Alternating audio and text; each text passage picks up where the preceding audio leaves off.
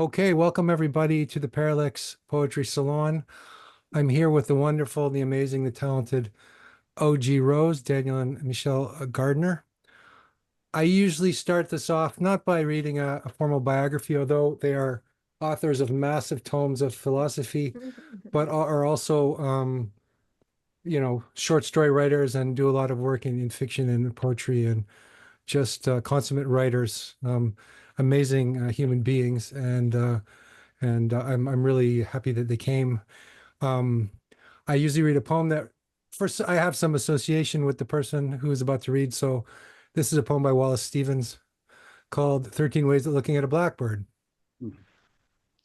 Number one, among 20 snowy mountains, the only thing was the eye of the blackbird. Two, it was of three minds, like a tree in which there are three blackbirds. Three, the blackbird whirled in the autumn winds. It was a small part of the pantomime. Four, a man and a woman are one. A man and a woman and a blackbird are one. Five, I do not know which to prefer, the beauty of inflections or the beauty of innuendos, the blackbird whistling or just after. Six, icicles fill the long window with barbaric glass. The shadow of the blackbird crossed it to and fro. The mood traced the shadows, an indecipherable cause. Seven, O thin man of Haddam, why do you imagine golden birds? Do you not see how the blackbird walks around the feet of the woman about you? Eight, I know noble accents and lucid, inescapable rhythms, but I know too that the blackbird is involved in what I know. Nine, when the blackbird flew out of sight and marked the edge of one of many circles. 10, at the sight of blackbirds flying in a green light, even the bawds of euphony would cry out sharply. 11, he rode over Connecticut in a glass coach. Once a fear pierced him, in that he mistook the shadow of his equipage for blackbirds. 12, the river is moving. The blackbird must be flying. 13, it was evening all afternoon. It was snowing, and it was going to snow. The blackbird sat in the cedar limbs. So without further ado, I would like to supplicate OG Rose to read some literature for us.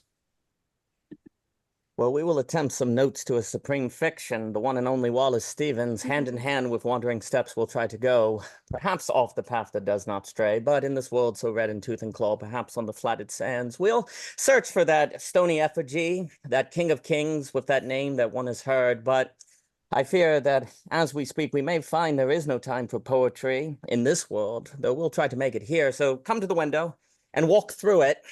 This is no time for words, aware that they fail, or a loveless thought that when you approach an enclosed field, that you cannot enter the fence.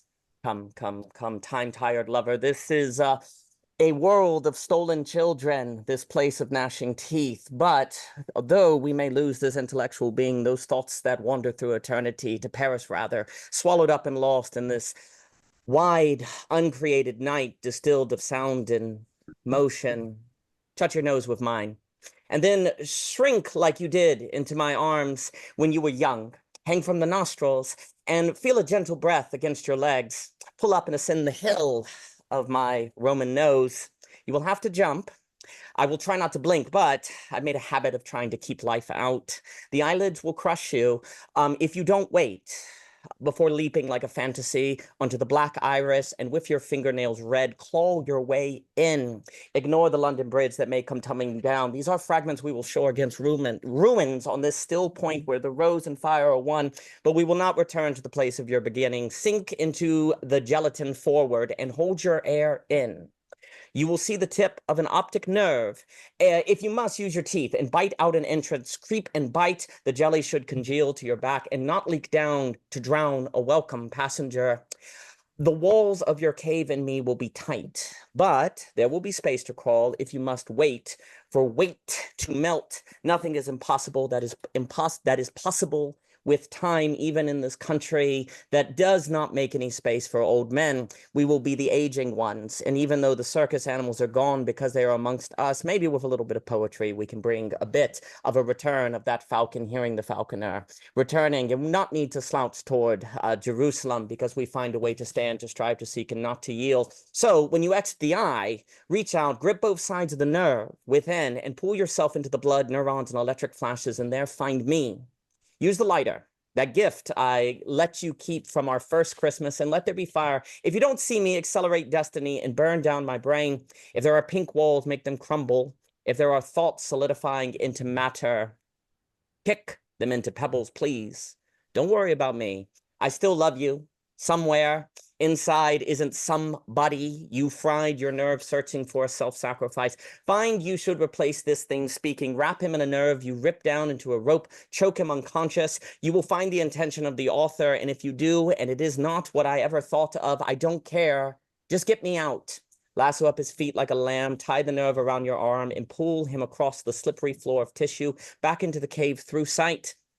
If he doesn't fit, cut off his arms. When you're back, you can just saw off mine and sew them on the saved me. What does it matter if we lose each other? The optic nerve may curve upward at the end, a slope that was easy to slide down. Remove the nerve rope from your arm, wrap it around your waist, find fleshy footholds in my body and climb. You'll need hope, provide it. See that you will soon exit through with what I never saw, the future. See yourself growing back to normal size, the belittling done, and imagine slitting my throat, replacing somebody, and no one seeing any difference. See the life. So tired. Don't stretch out your body on the slope of the nerve that connects my mind to its source of self-deception. For dying on me, escaping my eye, there is no time. So ripeness is all. To confusion's masterpiece we've got to tend. And these notes to a supreme fiction, Under the Wing, a short story collection to which we will see if we can find ourselves. Welcome to Parallax, the resurrection of truth, beauty, and goodness. Parallax, a media war engine. Parallax, the construction amidst eternal decay. Parallax, the portal to the edge of chaos. Parallax, poem and provocation. Parallax, mad philosophers and tantric demigods. Parallax, totem for an unknown god. Parallax, philosophy and the return of the matriarch. Parallax, the end of the meaning crisis. Parallax, the whispering daemon in your ear. Parallax, the god of wisdom, wine and love. Parallax, your home for superior publications, podcasts and courses. Parallax, join us today. Olive leaves. We mustn't remember everything. What misery. Fiction, father, no. I don't know if I did something wrong. After the suitcase and taxi, do you live in this claustrophobic booth listening, nestled out of love on the floor beneath the nest-barred window? Mental. Within me. That is what concerns, what incubates under the flesh that tries with years to sag off, uncovering. Unspeakable, beautiful. Father, I've read my palm open with a knife and baptized my thumb to drip on, pass over, and paint this oak wall that, if I reach you, is a red door. And Christ, the image I've studied, is this cesarean or abortive? Nestle. Confess. Red hair laid on the wood floor around the brown table where Elay entertained dinner with her daughter, Aline. Heavy curtains covered the windows, and Elay flicked off all the lights except the one that centered focus onto the table. She sat down and used her fork to spear a slice of medium-rare steak, unconcerned with the red drops of juice that spotted her white dress. Everyone's doing it, Ali said to Aline across the spread. You take a pill and poof, it falls out. Saves you the trouble of cutting it. Aline sprinkled brown sugar on her sweet potatoes from a jar, wearing a dress she felt matched her mom's. Will the birds make nests? We'll collect the hair in a paper bag. And Dad will come back. Ali graduated from medical school months after her wedding, Since they were Irish, the hours Allay spent in residency didn't change her complexion. With the birds. Allay answered. Aline studied the orange potatoes on her spoon. I know they need nests, but you're almost bald. Are you jealous? I just want my hair to fall out too. Allay lifted the knife off the table and cut a second piece of cake that she dropped onto Aline's side plate. Growing girls need to eat. I'm 11. Does that mean you want my plate too? Aline rubbed her red curls. We'd be twins.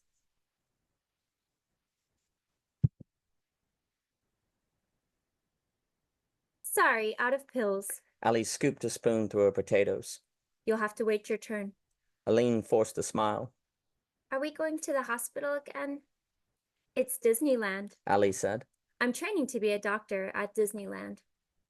Why does it look like a hospital? It's make-believe. Aline dropped a bite of steak into her mouth and chewed. Patient. A strand of Allie's hair fell to the floor. Be patient. Who doesn't share stories which hatch hearts to receive and release burdens like birds? Father, could God will for us to find and see him fully? Make belief? He doesn't, as we do not will for others to see us. God would kill us or not be God. We cannot bear what sustains the world if the world is sustained. The sterile room was white beside a black trash can next to the door, while a nurse on a laptop typed out notes a lawyer might need. Allay laid on a table at the mouth of a buzzing white cylinder. No. Allay coughed. The doctor glanced at her over his clipboard. She's going to find out. No. The door swung open. Aline plodded in across the floor in her red Velcro shoes. It's too bright in here. Aline rubbed her eyes, returning from the bathroom. How long do you have to pretend? Allay lifted her head off the table to see her daughter. Doctors practice on doctors. My turn to be sick. Can I pretend to be a doctor too? Aline asked. The doctor pointed at the nurse. We'll get you suited up, he said as the nurse left. Aline smiled at him. Are you training to be a doctor too? Practicing. No one is perfect. Aline looked back at Allay. You're not going to be in there all day, are you? We have to practice. Allay said. No matter how hard it is, we have to improve. You never give up. Aline smiled. Do you? The hum of the MRI machine intensified. Allay lowered her head back onto the table. Father, out of the book of life, what do you read? What people want to bear? You don't lie if you don't know you lie, yes? Father, do you always leave before you know? I myself nestle dreams of not only incubating bliss, but I am slow. Aline swung her legs in a chair next to her mother's electric and bendable bed. The small room was white, the floor laminated. Can we go home? When the sun shone in between the cream curtains, Allay closed her eyes. She was propped up on pillows and wore a red bandana around her bald head. There's work to do. A food tray lay across her lap. Ginger ale, jello, and saltines. Allay pushed a cracker between her lips and chewed. Aline stood up and brushed mush from the corner of her mother's mouth. We've been here for weeks. Hard work pays off. Allay promised. Doctors and actors must work hard. Don't you want to be an actress?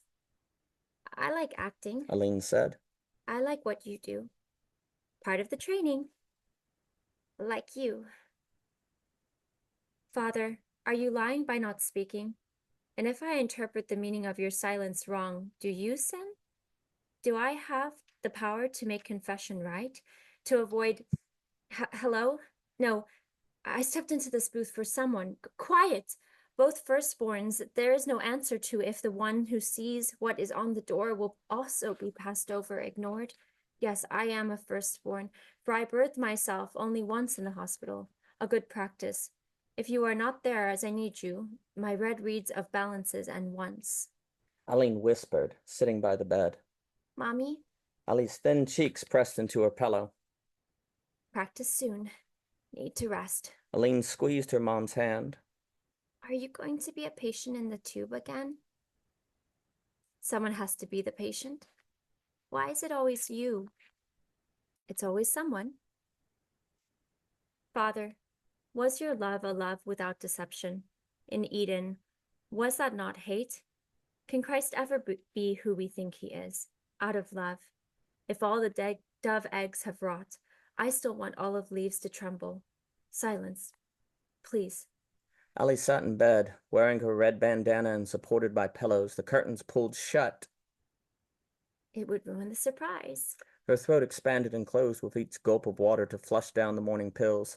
The doctor reviewed his clipboard while Aline sat at the edge of the bed, rubbing her mom's legs. Allie winked. I would never tell you that Goofy was coming. The door swung open, and there in the flesh stood the cartoon. Aline squealed, leaped up, and jumped into Goofy's arms. It is Disneyland. A nurse agreed to wear the costume. Others clapped along the edges of the room. The doctor adjusted his glasses and whispered into Ailey's ear. Father, I never liked Goofy, but I smiled as big as I could. Maybe I needed to believe I was making her life better, that I made the world full of unseen olive leaves. Father, do you help the world by listening, as if you're not there? A lipless but eared sight, an image for sore eyes. By the bed, Aline covered her face and shook her head. Why did the doctors say that? With IV wires dangling from her arms, Allie reached toward her daughter. It's all fake. The doctor's black eyes locked on Aline. Your mother is very sick. Allie pulled on the doctor's coat, but he didn't flinch. Love, She said, looking back at Aline. it's all part of the script. Aline lowered her hands from her face and looked at the stern doctor, her cheeks glistening. The doctor looked back.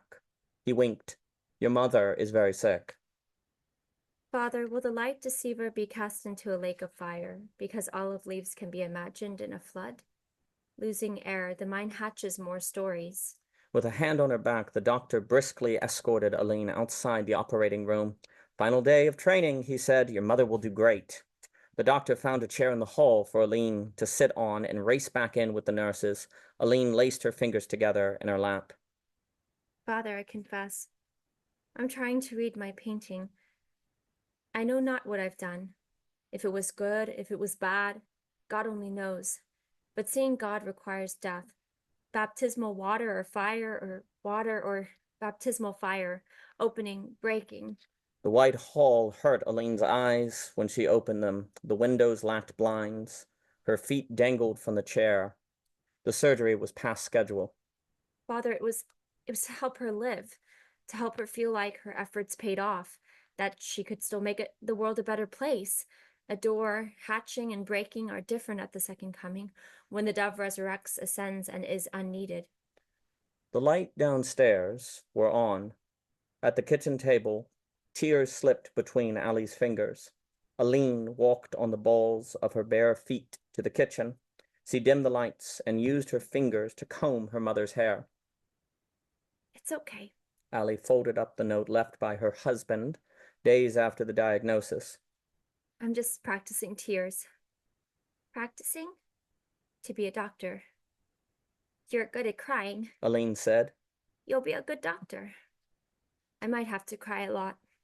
Aline looked around. Where's Dad? He'll come back. With the birds.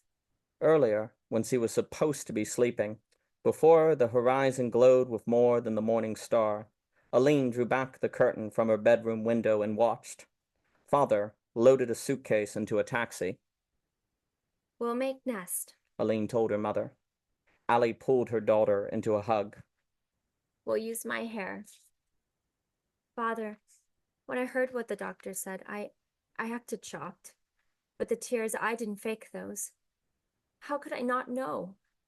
The mind nests. The doctors talked, her body thinned. But she needed to believe I believed. And I loved her and wanted to give her what she needed. My ignorance. My hope. Was it wrong, Father? Should my image have packed a suitcase for truth? Father, I confess, I pretended like I believed my mother's lie, which she told to protect me from death, to remove death's sting. And for her sake, I acted like I believed. Father, have I sinned more? Alter my life to see it, to have and to hold. I do. On the wall, this red finger painting. Blood is in the truth. Thank you. Thanks so much. you want to share anything about that story, or just leave it hanging in the air for us to contemplate, where it comes from? And We're happy to talk about anything. Absolutely. You know, we'll see if we can pull out that intention from the mind and pull it through the optic nerve and see if we can get at it, if that's where we find it. because I didn't want to stop the recording because I wanted to hear you talk a little bit about, your art for our audience, and then we'll have a more intimate conversation afterwards, maybe, if Sure. that's okay. Absolutely. Well, I mean, I'll start. I think there's always a tension on, is there such thing as a loving lie, a white lie, a deception?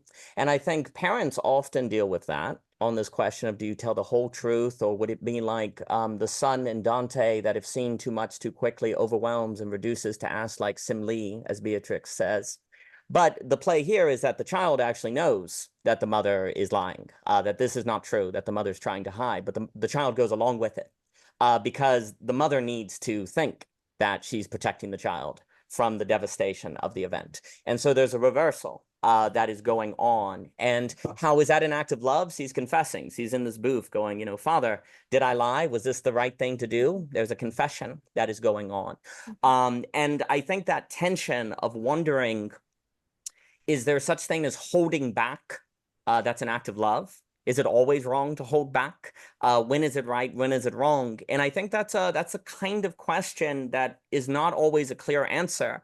And so you have a character here that is really being burdened by that question and finds himself in a place of confessing it, hoping to get an answer, to find the truth in the blood in the truth. And there's also different imageries, and I'll pass it to Michelle. There's different imageries from like the book of Noah, olive leaves, send the dove out to find the olive leaves. You have Daniel, the writing on the wall. There are all these certain different plays on bringing these images together. Also on like, Lucifer, the light bearer, their names mean light bearing or light, playing on this idea. Are they being kind of a deceiver? The deceiver is thrown into the lake of fire. So is this a satanic trick, or is it an act of love? So those are some kind of the ideas behind the story. Yeah, I mean, that all covers it really well. But I think that, yeah, the other thought here as well is to explore, belief as pretending or not. Like, is there something about believing that's fake, or is it something that you can kind of make into a type of reality?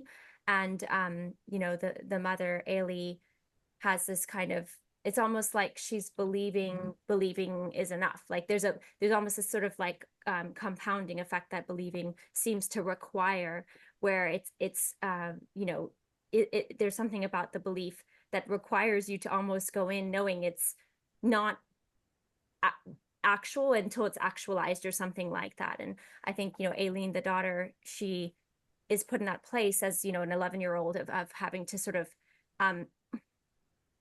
do her best to sort of act out, what it means to sort of have that, the pretend element of belief, but that also is like believing in her mother's intention or something like that. And is that sufficient enough? Like, is an intention sufficient enough for it to be right? Would it have been more loving for her to just say, hey, I'm dying? I might be dying. Or is she dying? I mean, that's the other thing with something like cancer, or with any type of, diagnosis, is like, one is not entirely sure. And how much does belief play a role in one's healing? Like, is it better to just go on and pretend, do this sort of pretending? Like, I like to think about the word pretend not as just fake, but as, you do this I think I may have brought this up actually, Parallax, one time when we talked about, like, you tend a garden, right? So when you pretend it, you do this work in almost a meta level, or maybe the internal level of tending to something, but it is a type of And so, yeah, I think that I think the story hopes to complexify these things immensely. And I think that ultimately it seems like Aileen, the daughter's decision is to believe in her mother's belief for the sake of her mother. But again, she has to kind of live with that for the rest of her life, thinking like, I willingly believed a lie, and I sort of went along with it. But her mother, she almost has this respect that that's what her mother chose. And Daniel and I will talk a lot in our philosophy about like the absolute choice. And I think perhaps the mother, Ailey, makes a type of choice, and is it the right one? Is it the wrong one? It's hard to say, but the daughter does have this position of respecting that choice that her mother made to pretend. Mm. And yeah, I think it's a fascinating question. We have a friend named Sam from Greener Side of Sam who has a story called Blue Raspberries, and she also explores this question of how to talk about truth with children, and do you sugarcoat, or do you get honest? But then again, do you even know that you have the truth? Like, do you know that you have what is the case to tell them? Or so anyways, Also, yeah. I think truth is very different for a child than it is for an adult. We have a very literal version of the truth, but a child lives in a different world than an adult. They don't live in the same 100%. world. So we're kind of, it's a vulgar thing just to give somebody like the brutal truth to a child, because that isn't the truth to them. It's something else, you know? Exactly. Yeah. Exactly. Well, I mean, the name of the collection, because the collection is a theme that goes through many of the stories. The title of the collection is called Under the Wing, which could mean you're left behind or you're protected by. And often what feels like being left behind or protected by or included in can all mix together. There's also a play in the story where when they talk about the father, it's always father at the beginning of a sentence, so it's a capital F. It's never her father, because it's also suggesting, the absence of God if God is not there. There was a lot of thought that if you got rid of God, you didn't have to worry about the question of belief. That question doesn't go away. You still see it on what is the role of belief, what you should believe in, because simply removing God or having that out of the picture does not actually necessarily provide an answer of what the proper relationship is to pretending or truth or different things. And like you say, there's a certain violence in simply telling the truth, the child, the full truth and different things, but you still have to gauge that. You still have to discern that. And that means there are certain, dare I say, in the past, they would associate these skills with religious, spiritual skills, spiritual discernments. We still have to deal with those. Those are still very much alive for us today. And so you're also playing on that tension that we are still thinking about, that we still have to think about. Yeah, we had an old neighbor who just died, and my son was very fond of her, and she lived with this kind of mentally ill son, and he was kind of had this innocence to him, and so my son used to go out and talk to them all the time, and they had this lovely relationship, and then she died, and we didn't know whether we should say, she's dead, she died, just like that. We felt like we had to. Eventually, we told her that she died, and my son just started to cry, and he needed to cry. We needed to tell the truth, but we needed to tell it in a way that wasn't harsh and brutal. And yeah, I don't understand why adults think they need to be harsh and brutal with children.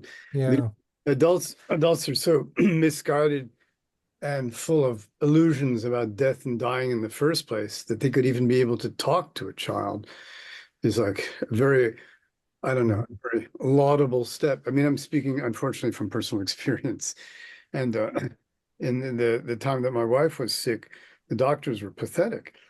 And I did a lot of reading on what was happening to my wife, and I was much better informed about what was happening than the doctors believed I could be.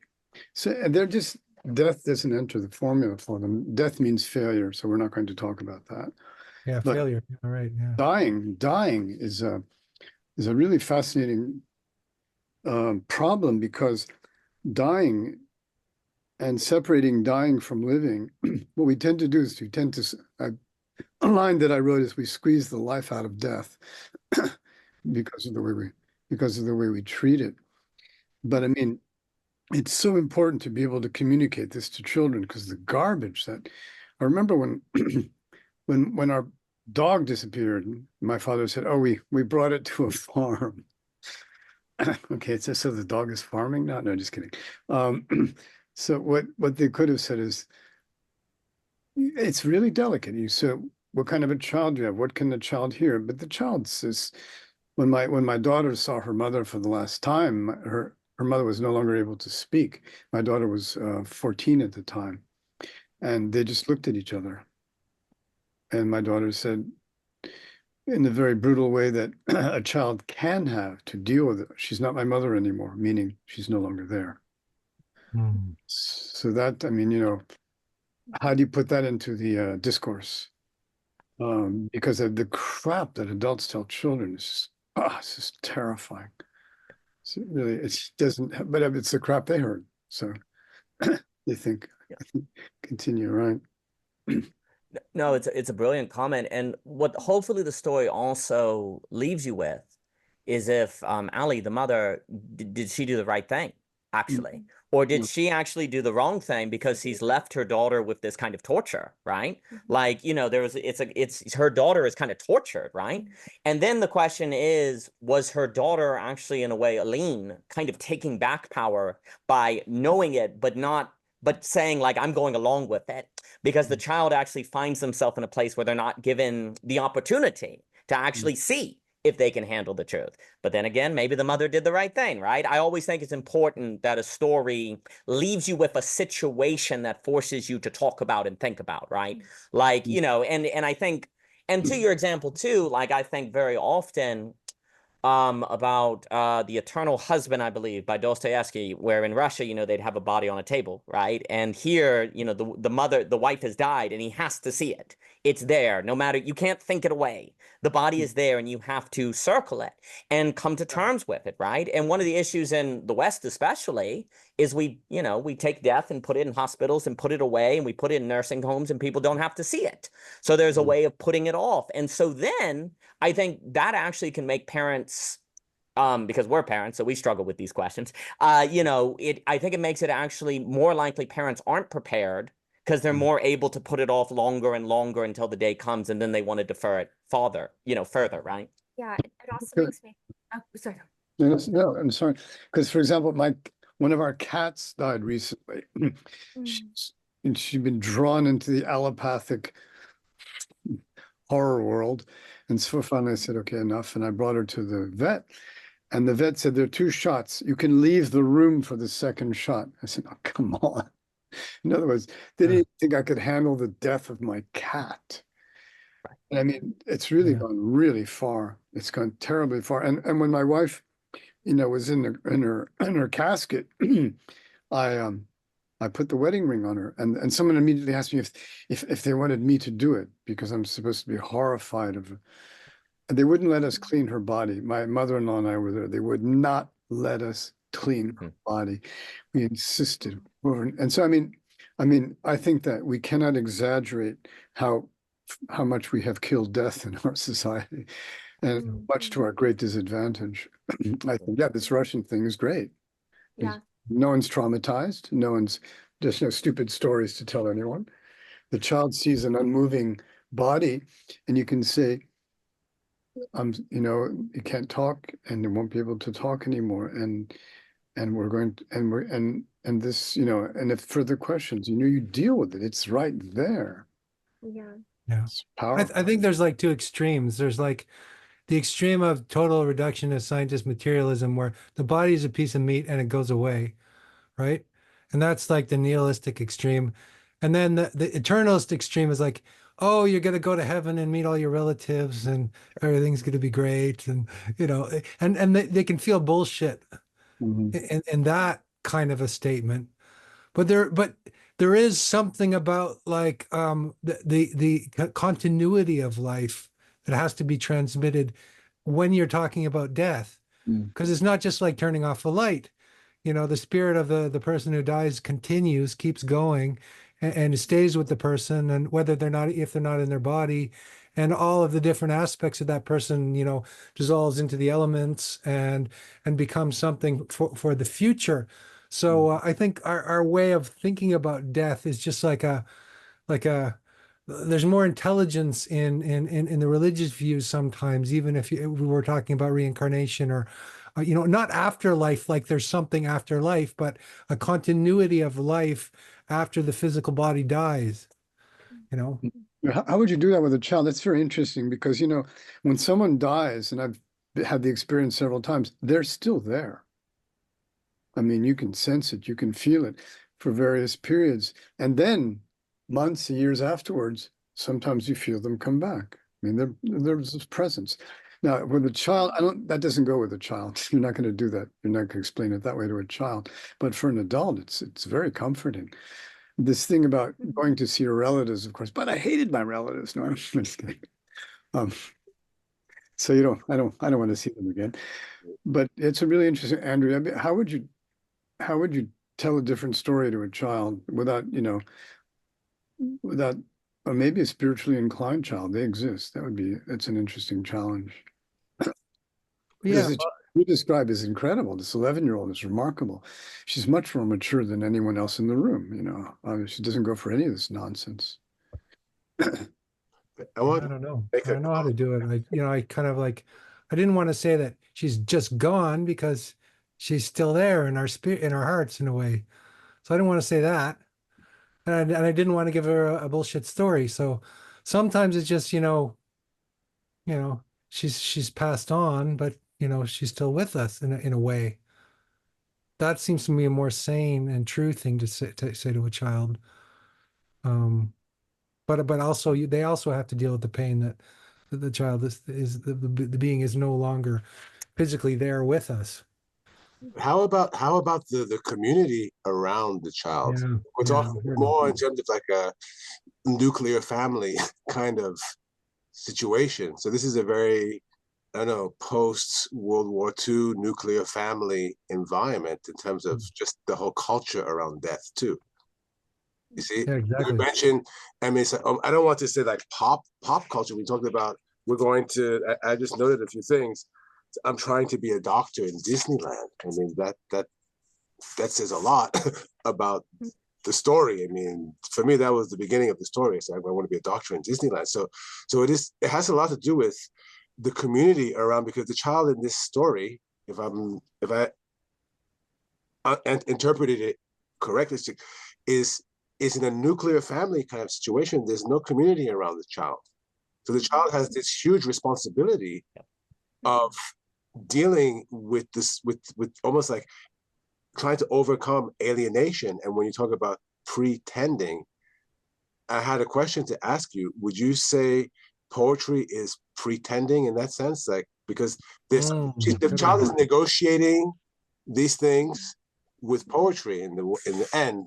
So, for example, when he talks about incubating bliss, things like that, incubating bliss, and things like, if all the doves rot, I still want the leaves to tremble. Yeah, things like that. So it's sort of like, I find the negotiation in the alienated state of the child, it can only be to pretend, in sense of poetry becomes the only outlet for the child to deal with death in that particular context. There's no community around the child. There's no community around anyone. And even the doctor is denying that community from the child too. So it does, there are a lot of alienated like beings in. So the poetry, it links you to the community a bit, because it links you to the larger, like unconscious or something, or in the imagery and the the religious sort of resonance. Exactly. Exactly. That's the question. I think it's all really great. I'm really enjoying what you've all shared, Andrew, Joseph, and David. And I think that I would say that, there, in a sense, I mean, Daniel and I always make like these distinctions between like cheap and costly acts or whatever, right? So it's like cheap and costly pretending, or like you could say good and bad, in the sense that there's pretending that's bad, right? Like when somebody makes up a story, like David was mentioning about, went off to a farm, it's kind of like, let's just make this kind of more palatable. Let's just make this kind of like, let's make up a story so that we don't have to face the reality. And that can be just as harsh. That could almost be more harsh than sitting and taking the time to dwell in the fact that the dog has gone off and we don't know where it is. And it's a vulnerable thing, because the parent also has to admit, we don't know, like we don't understand, and that can be scary, but I think really important. Like the brutality seems, in the negative sense of it, almost seems like it has to do with the brevity and the ability to sit with it or not. But I think poetry to me would be the good type of pretending. I mean, maybe it could be used in a sense of like your only resource or recourse to deal with it. And so it's better than nothing. You know what I mean? It's like, but in the same ways, like I don't know that if we'd have the great poetry we had if people didn't do the work of their pretending through poetry and through that kind of eternal conversation, or the great conversation that has existed over between minds over the years, you know. And I think that, yeah, I think that I would say yes to your question. I think very much so. Well, you know, it's brilliant, just absolutely brilliant. So there's always, you know, I was just having a discussion with the great Cleo Kearns, a literary scholar, and we were talking with Dimitri about Dante. And in Dante, there's this interesting tension where imagination is both how you end up in hell and how you get drawn toward the beatific vision. It is both the same mechanism. And you see, the question is the ordering and its directionality. And there's always this tension in Dante where everything that exists is good, but if it's misordered, it becomes bad. Right? And so it's all about the discerning of the order, the timing. You know, he asked in that famous, one of my favorite cantos, he's like, Beatrice, why won't you smile? I think it's 19. And so he's like, if I were to smile at this point, before you've ascended higher, it would reduce you to ash. It would overwhelm you. And that was alluded to in the story as well. And it's like, you can't handle the smile, actually. I need your imagination to imagine me smiling, but your imagination also ultimately humbles itself before its inadequacy to be able to handle the highestness, but it's pulling forward, not lost in itself. What ends up happening in Dante is imagination. The key is that Dante remembers he forgot something in the dark wood, whereas everyone in the Inferno forgot they forgot. That's why they crossed the river Styx, right? And so the issue is that in Dante, he always makes sure his imagination remembers the thing that really matters and never gets lost in itself, right? Well, what ends up happening, I think the points that have been made about our society losing death, like we can't focus on what matters because we're not able to bring together life and death. We're separate them, imagining they are apart, and thus forget the truth of them, and in a way end up damned. We end up in a kind of inferno. And I'm really appreciate the connection you made with poetry and Disneyland, because Disneyland is a kind of it's imaginative, but it's not the same. He's referencing the Bibles, he's referencing Dante, he's referencing all this. He's looking for a new community to try to make sense of what has occurred, right? Whereas Disneyland is used to keep you from seeing the thing that is happening, right? And so there's a difference between using poetry to pretend you toward the blood. The blood is in the truth, is what she ends it on, where everyone else was denied. She's not allowed to see blood. She's never allowed to see blood, so she has to. It's so important. She has to cut herself to see blood that was denied to her by the doctors because they kept everything clean. The rooms are constantly clean. That's why there's so much cutting today, huh, with the young girls. That's exactly right. Yeah. Absolutely. Because they've separated life and death, and then the people are just trapped in this artificial world of brutality. Yes. With cognitive dissonance, you know, about everything. Disneyland, that's the biggest problem with Disneyland. I've been there, went there several times. It's so clean. I wanted to see Mickey Mouse exploding in front of my eyes. The cleanliness of Disneyland was terrifying. Just a weird coincidence. I was at the American Library and I found this. I don't know if you know this guy, but I do not. But I learned from Dying. It's David Ardow, and he was a death row lawyer. And he defended hundreds of people in Texas, of all places. And at the same time, in this book, his father-in-law, German father-in-law, refuses his diagnosis and finally submits the diagnosis of melanoma, which coincidentally is what my wife died from. And so he's making this parallel between the acceptance of death of people on death row, and they call it killing, by the way. They don't call it execution. Very interesting. And the fact that his father-in-law has to be dragged into the acceptance that, I'm sorry, it's not going to last more than 5 years in like 95% of the cases. And so in other words, this civilized non-acceptance of the process and the damn straight in your face, hey man, I've seen it, I know what it is, in prison. These people who are condemned to die. It's an amazing piece of writing, by the way. This guy is I really recommend it. John Grisham recommends it too. Wow. Well, I mean, the key, what's so, just to jump, there's a kind of community, right? There's an irony. You would expect to find community out of prison, but you almost have to go into prison to find community, right? Like, you know, the Aline, she finds poetry, she finds this community of voices in a confession booth, like closed off. And I think the point that's been a way, I love what you were saying about we've taken the life out of death. That's amazing. I've really is well spoken. I think about how we don't observe dying like as the process toward death, because the young are separated from the old. They don't live in communities with towns. They don't see a process. Like I, growing up, because my grandparents were next door, I saw them aging. And then there was a natural coming in of, yes, death is coming. Death will be here. I remember my father specifically said, your grandparents are not going to last more than 10 years. You ought to keep that in mind. It's like, you're right. That's true. And also we grew up, we're on a farm, we're in the country. Like you wake up and there's a dead animal. You see these things, right? And I do that, I never actually realized, honestly, growing up, I never realized how much of a gift that was, because you kind of just go, well, doesn't everyone know that this happened? Doesn't it? And it's not. And like also just in our own family, when my mom passed, she was at the house, she passed at the home, and how really it was a beautiful thing. Honestly, I mean, obviously, but it's like, it's actually, you're seeing the dying, the dying is coming. It is a factor. And I think that does with our own children being near grandma as she's dying, that also helps, because there's a way in which the very facticity of the observation helps you find the right balance between saying too much or too little. I think this challenge that is presented in the story on the right amount of telling the truth is a million times harder when you don't have the community, when you don't have the proximity, when you're not living in areas where you're seeing people get sick and old and dying.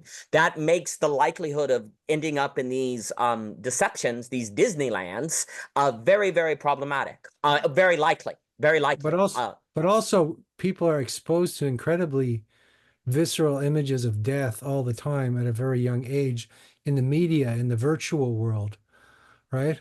So it's like a paradox. It's like in the real world there's no death, but in the virtual world there's just this, You mean like the media and the charnel ground of horrors and death and pornography, basically, and do you mean like seeing like people being blown up in like Lebanon or something like that? well, whatever. You can just have access to anything just by on like you're on the internet, and things are, you're looking at the news, and your child comes over and can see some image you didn't even mean to show it to her, and they're like, "What's that?" A child shouldn't have that kind of an imagery. They should have a guarded innocence and be able to relate to these things in a very contemplative, slow, and I think in useful kind of way, rather than being given imagery shock therapy or something. You can begin with goldfish, I guess. It's like the child notices the goldfish is dying. Yeah. I mean, yeah, Jim, the community idea is so powerful, because read about any native culture.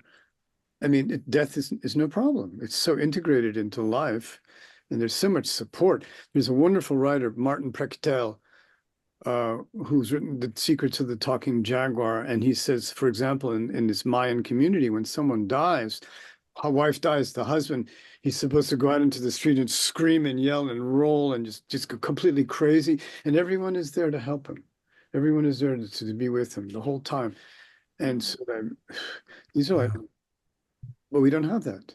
I remember, oh God, when my cousin died, and I was at the place where they held the bodies in Paris, and all of a sudden I heard this woman screaming, and unearthly, because we never hear it, scream. It was just terrifying.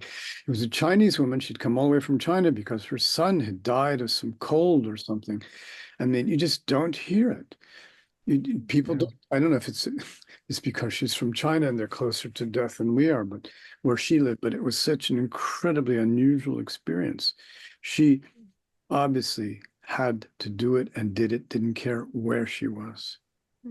When I went to when my wife's mother died in Poland, it seemed like they still had a connection to that old kind of, like, you stand around the body and you weep and moan, for hours. It seemed kind of almost fake, right? They're putting it on.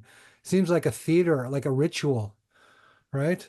Like I'm not saying it's fake in that sense, but it's sort of a ritual. Like you let whatever happen, you let all the spirits come through you, almost like possession, and you cry and you weep and you pull at your hair and you bang on things. And but it just seemed like there had to be there's a collective mourning process Exactly. that didn't belong to one person. It wasn't you and your private grief. It Exactly. was a sort of a community grief. It's very interesting. And in a way, what you're saying is interesting, is that it seems fake, but it's sort of like it is like the collective imagination. It's collective imagination fake. I mean, Yeah. it's a question. I mean, that the whole idea of ritual, I don't like using the word authentic. It seems to be like a word that people use a lot today. But my impression is that ritual cannot be separated from community. I'm not trying to emphasize community, but the whole, in terms of imagination, collective imagination, history, continuity, storytelling, everything that helps give a certain dimension to the experience. What I found very strange in the story, like the whole thing of Disneyland, when you think of more traditional societies or more rural or less urbanized, hyper urbanized, alienating societies, you have rituals and you have personas and you have masks and you have things, the elements that usher in the reality. The ritual ushers in and out, the reality. And in the story, you have Goofy doing it. And that's just wild. That's outrageous. But think about it, though. It's like Goofy. But Disneyland has a function, it's like you can put it down and say it's, commercialism and blah, blah, blah. But in a way, for a child, it is like the kingdom of heaven. It is the fantastical world. It is something completely amazing. Yeah. So for if you just take away all the adult ideas and have a child, that's the ultimate thing for a child in a way. So, but the child doesn't really accept. The child doesn't like Goofy. Right. That was great. That was a great touch. I don't really like Goofy. All right. Yeah. That's a great touch, because Disneyland is like Disneyland cannot tell the real story, and as you know, how many stories they have changed, everything from the Little Mermaid to, which they've like castrated it. But Disneyland's wonderful. Of course, the kids love it, and the rides are thrilling. Yeah. But it won't take that further step, and which. It won't take that further step. There's this very strange form of American cowardice involved, I think. And if it can you imagine that it could? I don't think it can.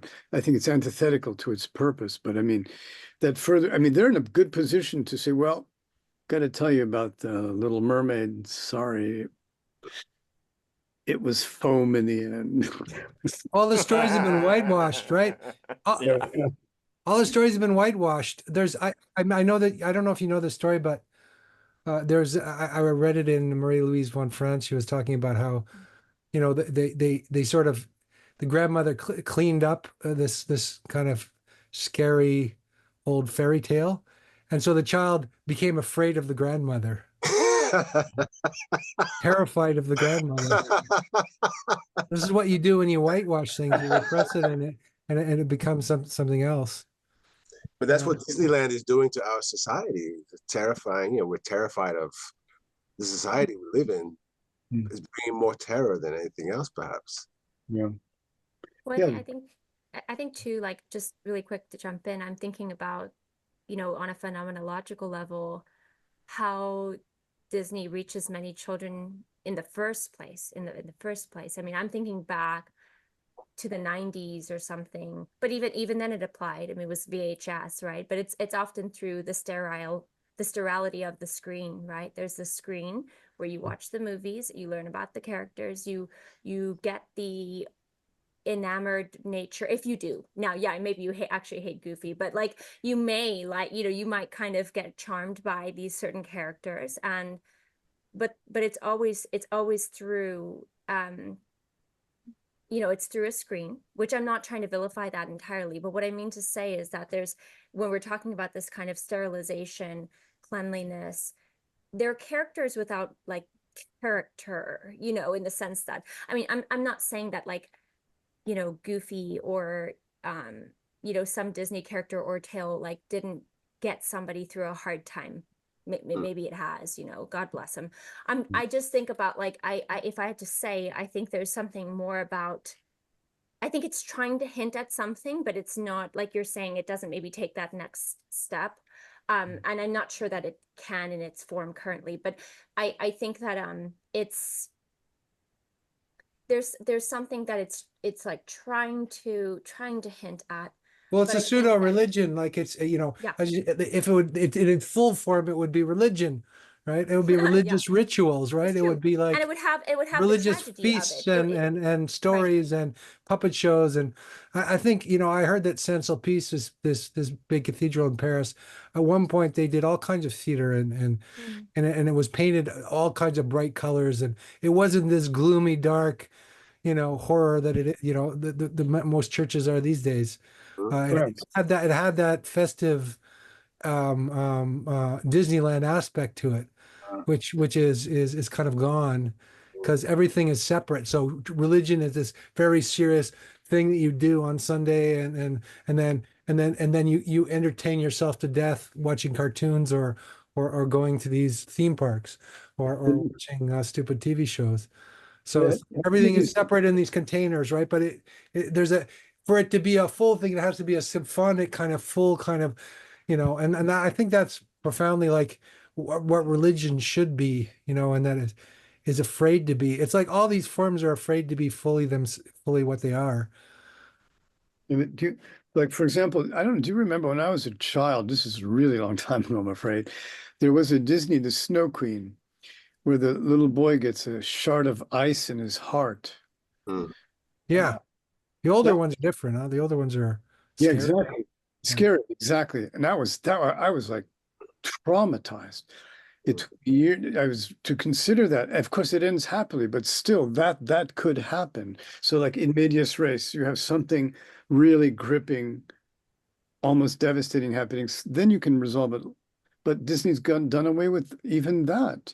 Just political, you know. It's like, Yeah, even the trauma in the middle is seems to be reduced to nothing. Whereas, wow, I mean, it was something to work with. And that's how old? 8 years old, 7, you know. I feel like Disney right now, it's a sinister concoction of political and cute. Right. And everything has to be cute, and there has to always have to be irony, and they have to be like entertaining the adults, and at the same time, nothing too dangerous or dark or challenging, but some sort of serious political message about, you know, feminism or whatever has to be, you know, inserted in there, or you know. Some political statement. Well, brilliant. And I'm thrilled you brought up the Snow Queen. That was the only Disney movie that Mizuzaki liked, who the Japanese composer. He said all the others were trash. And it is, we always enjoy comparing like Princess Mononoke with all the crap that's coming out. And Mononoke is like an arms cut off and violent and dark. You see, and also too, another thing that you don't see in the Disney movies, like one of the reasons why I say something like The Lord of the Rings is better is because even after victory, Frodo has lost something.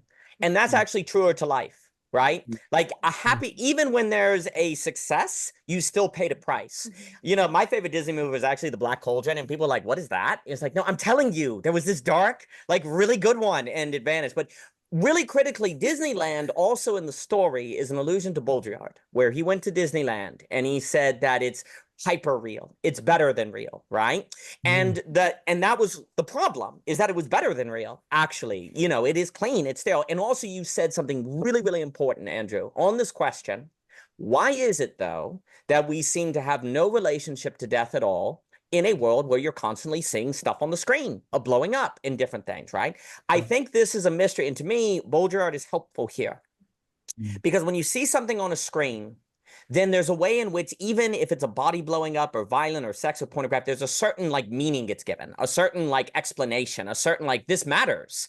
Oh, so even if it's violent, it gets a kind of celebrityism. It gets a kind of focus, right? When really the true experience of death is that people stop calling.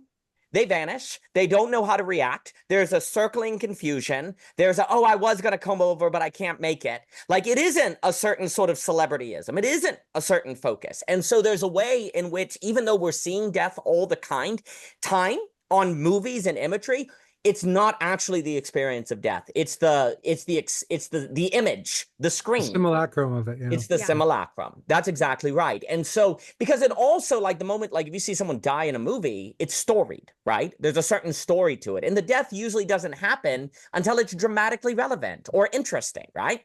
In the real world, your grandparents die on a random day in December while you were away and you were not there. Or you were there and they passed and, you know, it was painful. Like, that's why I think dying as distinct and away from death is so important. Because usually, especially once you get to old age, it's not a quick thing. It is a multi-month trying to make time, trying to balance. I got to, you know, make money to pay for bills, but also I know this person is fading and they've got limited time. And am I a bad person to go to work instead of being there? But when I'm over there, am I there too little? Am I there too much? Like, there's so much there's such a lack of certainty around the proper way to go about it. And then it's only made worse if there's no community, if there's no ritual, if there's no religion, if there's no mythos. And there's a way in which the images of death on the TV suggest to us in their very celebrityism, storyism of that's okay. Because when it happens, it will have a kind of like, it will take care of itself in a way, because your experience of it is seeing it as storied or adding dramatic effect or meaning, or everyone just knowing how to work it out. And it becomes a kind of source of self-deception as well. You're seeing death and violence all the time, so you become self-deceived into thinking you have a relationship with it, when actually it's just simulacras. It's not the same thing. So I think in a very weird way, it would almost be better, and then I'll pass it. It would almost be better if we were in a society that didn't have so many images of death and violence, because then it would probably be harder to be self-deceived. Like, you would know there was something you weren't seeing. You would know you were putting it off. But what ends up happening when you have all this imagery, you can convince yourself that, no, I know what death is. No, I know the truth. I know what violence is, but actually it's simulacra. So it's almost like, it's like Kierkegaard. One of my favorite ideas from Kierkegaard is that he says the man, if you know you're in despair, then you're actually not in despair. The man who's in despair doesn't know they're in despair. Then you're really screwed. Like, because you don't even know that you're deceived, like you're trapped in something, right? I think that's why our relationship with death and the truth of reality, the real, is so bad today, precisely because we have so many simulacras that we genuinely think we know the truth of it, when we don't. We've pushed it off. Yeah, 'cause, you know, all of these pictures we're getting of all of these bodies in Lebanon and in Gaza, in a way, subconsciously, people are saying, oh, thank God they're not moving. They're no longer moving. I don't need to worry about them. Whereas when they show like 30 seconds, a little boy crying and carrying something, walking down a devastated street, wow, there you cannot ignore your feelings. You're going to relate to that. And the implication being it's leading to death, which I no longer know what that is. But it's so true, because I mean, also one thing, I don't know, where are you two right now? Where are you? Virginia. Virginia, okay, good. So like, you know, I grew up in American culture, and the reflex to violence and the reflex of treating death lightly in popular culture is so profound. And making a joke, you know, I'm gonna rope you, I'll kill you guys kill me, you know, like knock them dead, et cetera, et cetera, et cetera. That people become desensitized to the process, because it's true, you know, it can stretch out over a year. Well, going even further than that, as you age, you go deeper and deeper into contemplation of your own death. You know, today I've been sick. I have had a bad flu, and I was feeling a pain in my heart. You know, as I was going through my day, and I was wondering, oh, you know, what if I had a heart attack and fell over, right? Just, you know, at work, you know, it could happen anytime. So, and I think that becomes more acute as you grow older. So it's actually an entire life process of contemplation of death, right up to the moment you die, from the moment you're born, or, you know, and when you're young, you know, you have endless time and space, and it doesn't become a reality perhaps until you get sick once or twice, or you see somebody die, or, you know, but the process is a whole life process, right? And if you miss that, if you just kind of ignore that, you're going to be very empty or superficial, and then, you know, like that story of Tolstoy about the general who gets the heart. I think the story of Ivan Ilyich. It just, this person in this blooming existence who thinks he has everything under the control, and then everything starts to just kind of fall apart, and all he has is bewilderment, confusion, because he hasn't spent his life contemplating death, which you should do. You should spend your life contemplating death, right? We need reminders. We need What? reminders. Yeah, we don't get reminders. Yeah. Like your reminder of pain in the heart. That's a good one. Yeah, just a little pain in the heart, It's a good song title too, right? No, it's a good.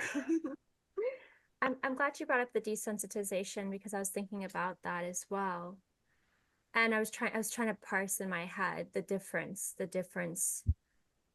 I mean, the difference between accepting that people do die and they're no longer here physically, and the difference between that, like we're talking about actually being near somebody who's dying or seeing a dead body, or that the difference between that I don't know if this is a desensitization, because in a sense you accept it, but it's still very painful. Now, for children, they may not always understand fully what they've lost, in say a grandparent. It depends on their age, but they also do have a real sense that they're no longer here, right? Like, and for me, it was always interesting to watch and listen to the things that suddenly children just say, in light of having lost a loved one or a grandparent who they knew and were very close by to, and they would see, and they saw them dying as well. Like just little things where they'll say, they'll talk about them still, and it's not like they necessarily cry all the time they may feel moments where they feel sad, or they recognize that that's a sad thing, that they're no longer here. Like, I wish they could be here, or I wish I could do that with grandma, or something like that. But they also have this whimsical way, like it's almost as if they already have an awareness that somehow that person is still here with us, even though they're not here in the flesh. Like, oh, grandma must have left us this bird feather. Just things like that you think, oh, interesting that you'd say that, but they do those things. And I do think that children are much more actually perceptive on that level of, whatever you want to call it, right? Like that divine or eternal, or sort of like that dimension that is them seeing things that we don't always see as adults.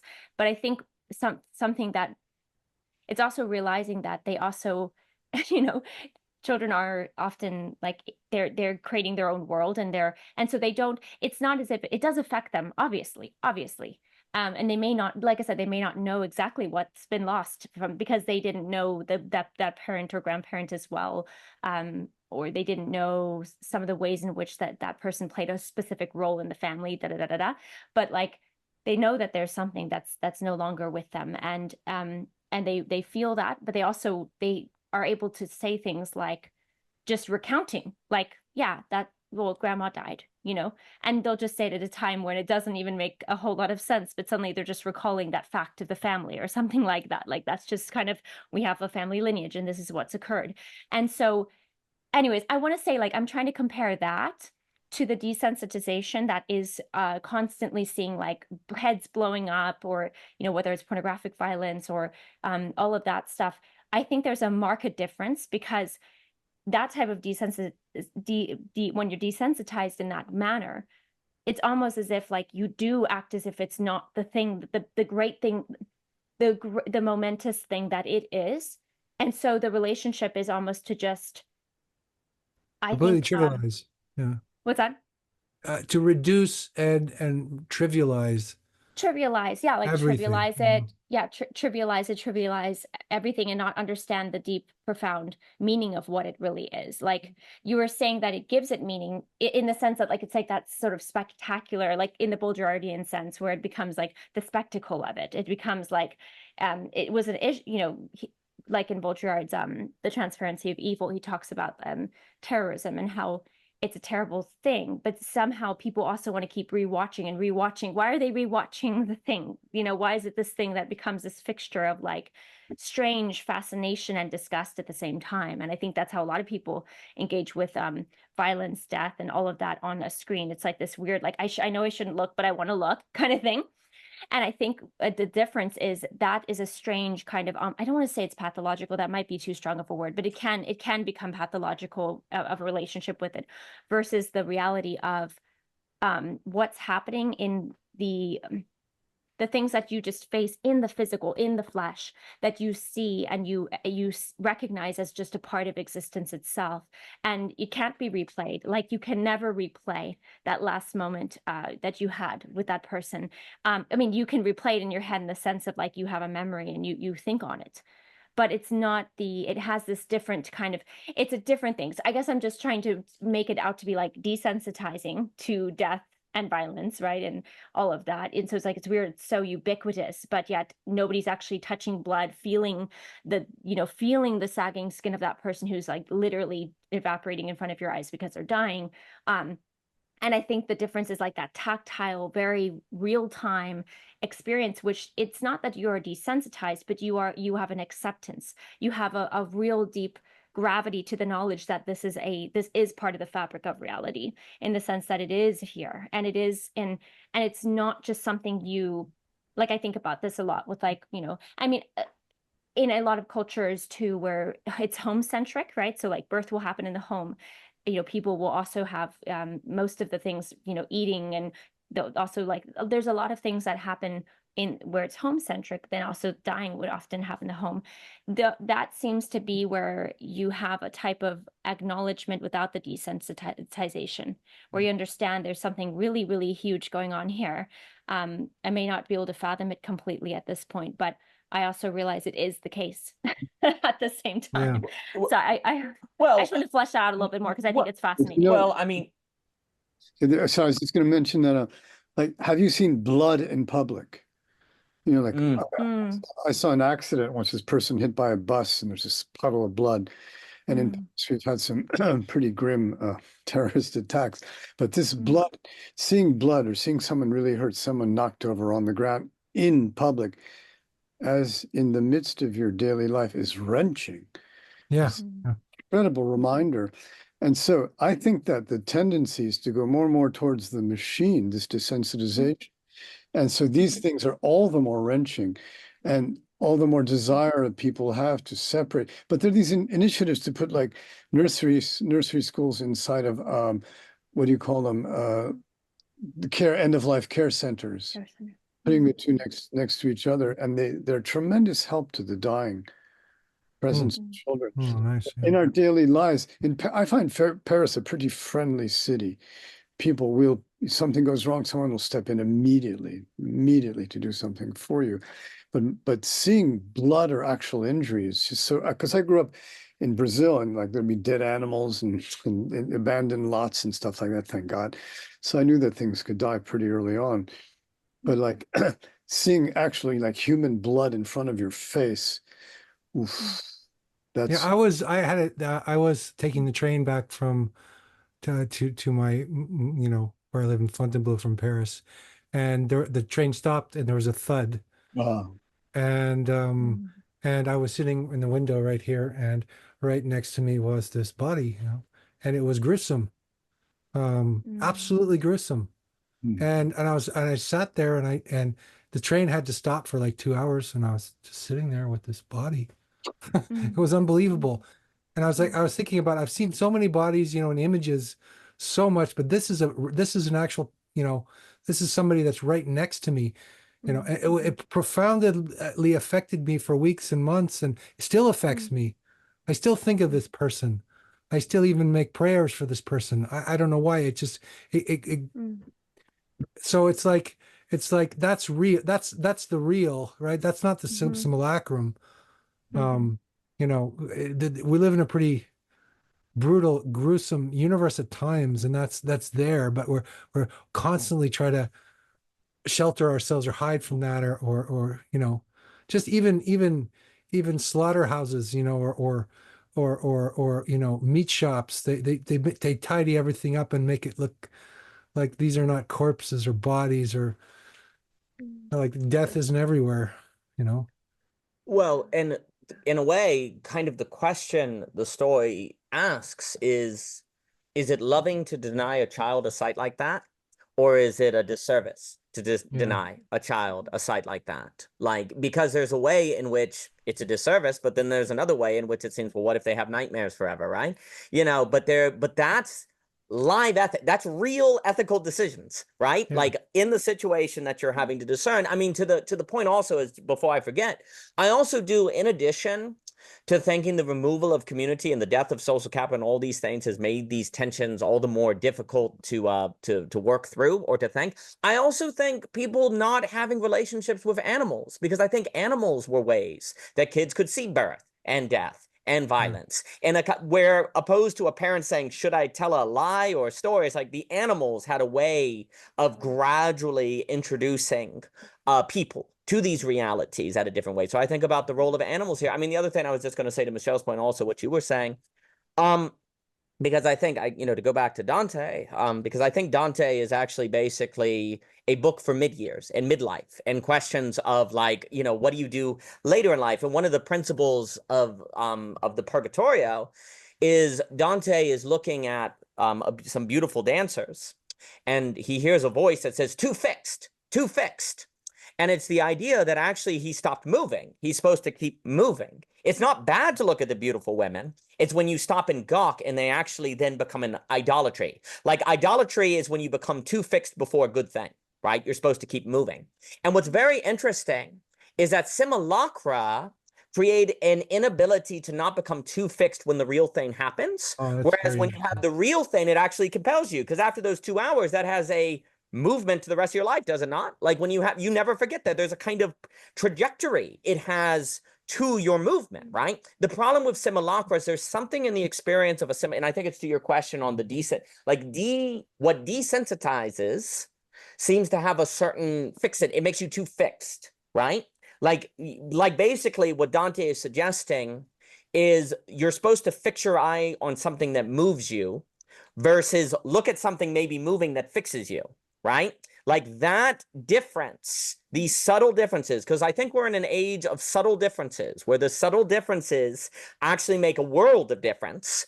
And it's that difference of the fixedness on the screen is resulting in a fixedness of you, as opposed to in Dante, it's like the movement of the love and stars. And actually it's very, very important that Dante starts going through the Inferno. He literally has to go through death and violence, because otherwise he would be destroyed by the beauty, actually. Like the language is quite clear. Like, unfortunately, Dante is usually taught like just a kind of showcase. It's just a showcase. It's just these neat little things. And here's the sin for gluttony. Here's the punishment for gluttony. No, there's an unfolding logic in Dante that the whole Commedia is working through, and it's this balance of don't be too fixed, but don't go too quick. Keep your eye on the right thing, but you also have to remember, because you actually can't see what's in front of you unless you remember the past, actually. And there's this, it's a story of memory ultimately, because in the classical mind, memory is much deeper than just flashbacks. It's actually the structuring component of the human subject, without which you're doomed.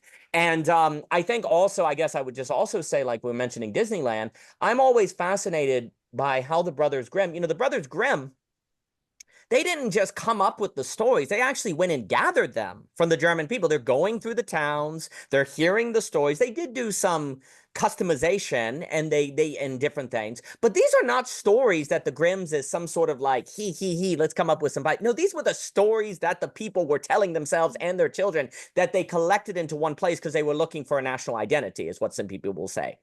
They were looking to make like, this is kind of our stories of our people, right? And they're ancient too, like thousands, like older than Christ. Like they're not works of auteurs in Hollywood, offices. There's something that's organically come to a culture and been kind of transmitted from thousands of years, which means there's a depth and a power there somehow that's kind of and if thousands upon thousands of people came to the conclusion that we need to tell stories with violence and death in it and tell these to children, why do we think we're in the right to make them, to sanitize them, right?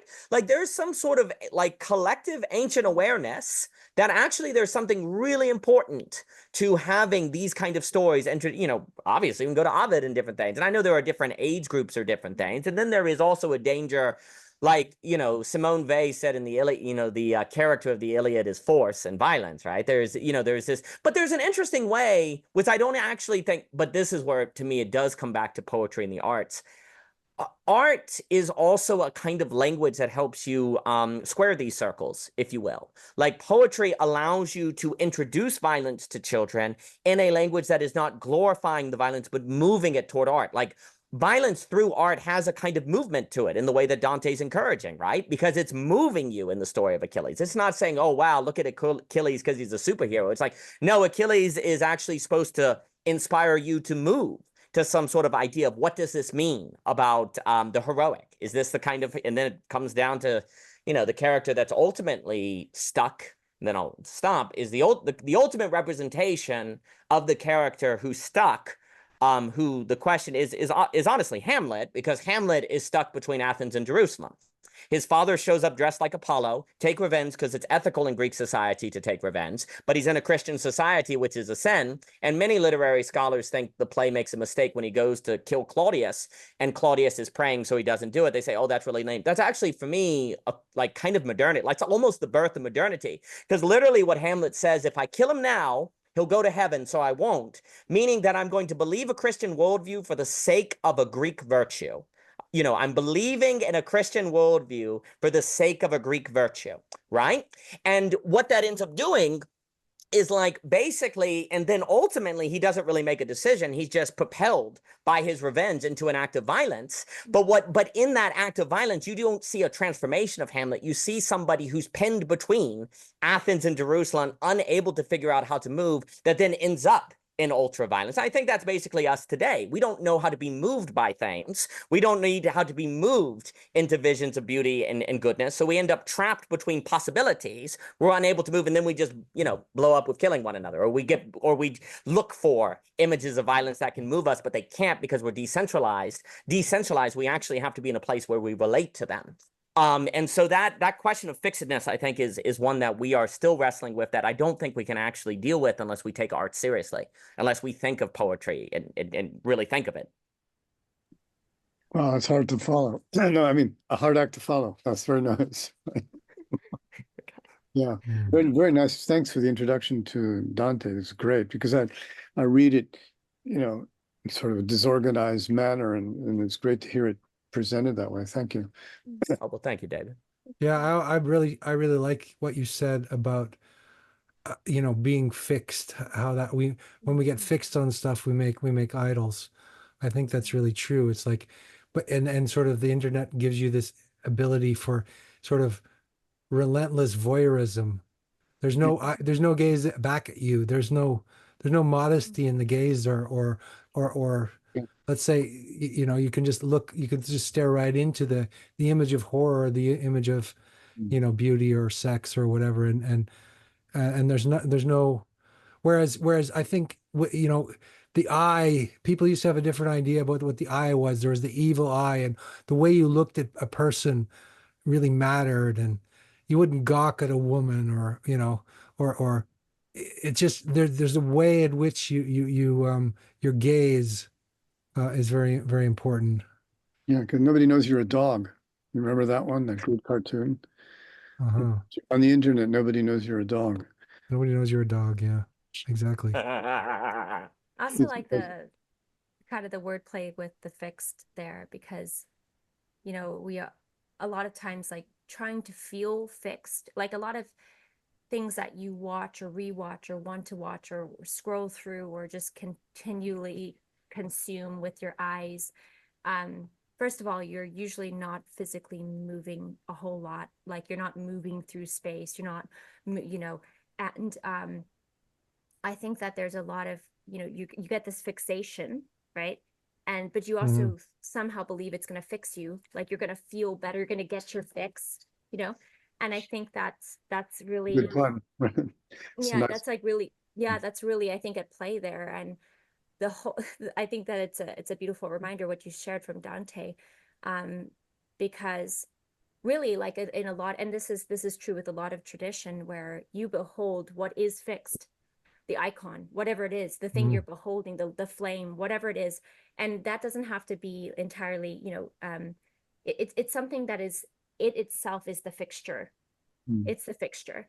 And when you behold it, that's when the true fixing happens, right? The remedy of yourself, when you are able to actually realize that, I see, like, I'm not fixed by being fixed in front of my fixation, right? It's and that's what's moving. There's all these images, there's all this multiplicity, there's all this rewatching.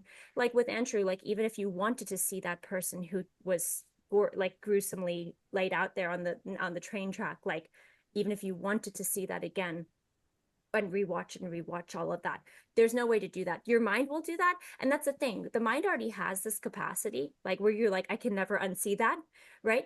But we've like allowed ourselves to like engage with technologies that now we can just re-see anything we want to, as much as I mean, people in general can re-see whatever they want to, whenever they want to. I think World this Trade has Center. Remember the World Trade Center all day long. Oh yeah, all day long, exactly, all day long. And I think this has some dramatic impacts on like our actual memory, like what our memory used to do and could do, and what it was going to select for you, for what you do end up remembering or not. Now we have this sort of like more power over what we're trying to like inundate our brain with. But then once it is there, you're like, I'm trying to not see that again. Like, I wish, I wish I could untake those away so I wouldn't see that whenever I'm thinking about X or whatever. Anyways, the main point was just this idea of, being fixed. And I think like when it comes to actually like being resolved within ourselves or healing or all of that, it's much more related to our own movement, our own change, our own ability to move through that. And the natural limits of space and time would naturally move these things for you. Like, you're sitting. Well, you the know what I mean? icon, Like, it's very interesting what you're saying about the icon, because the icon is a portal to a dynamic reality.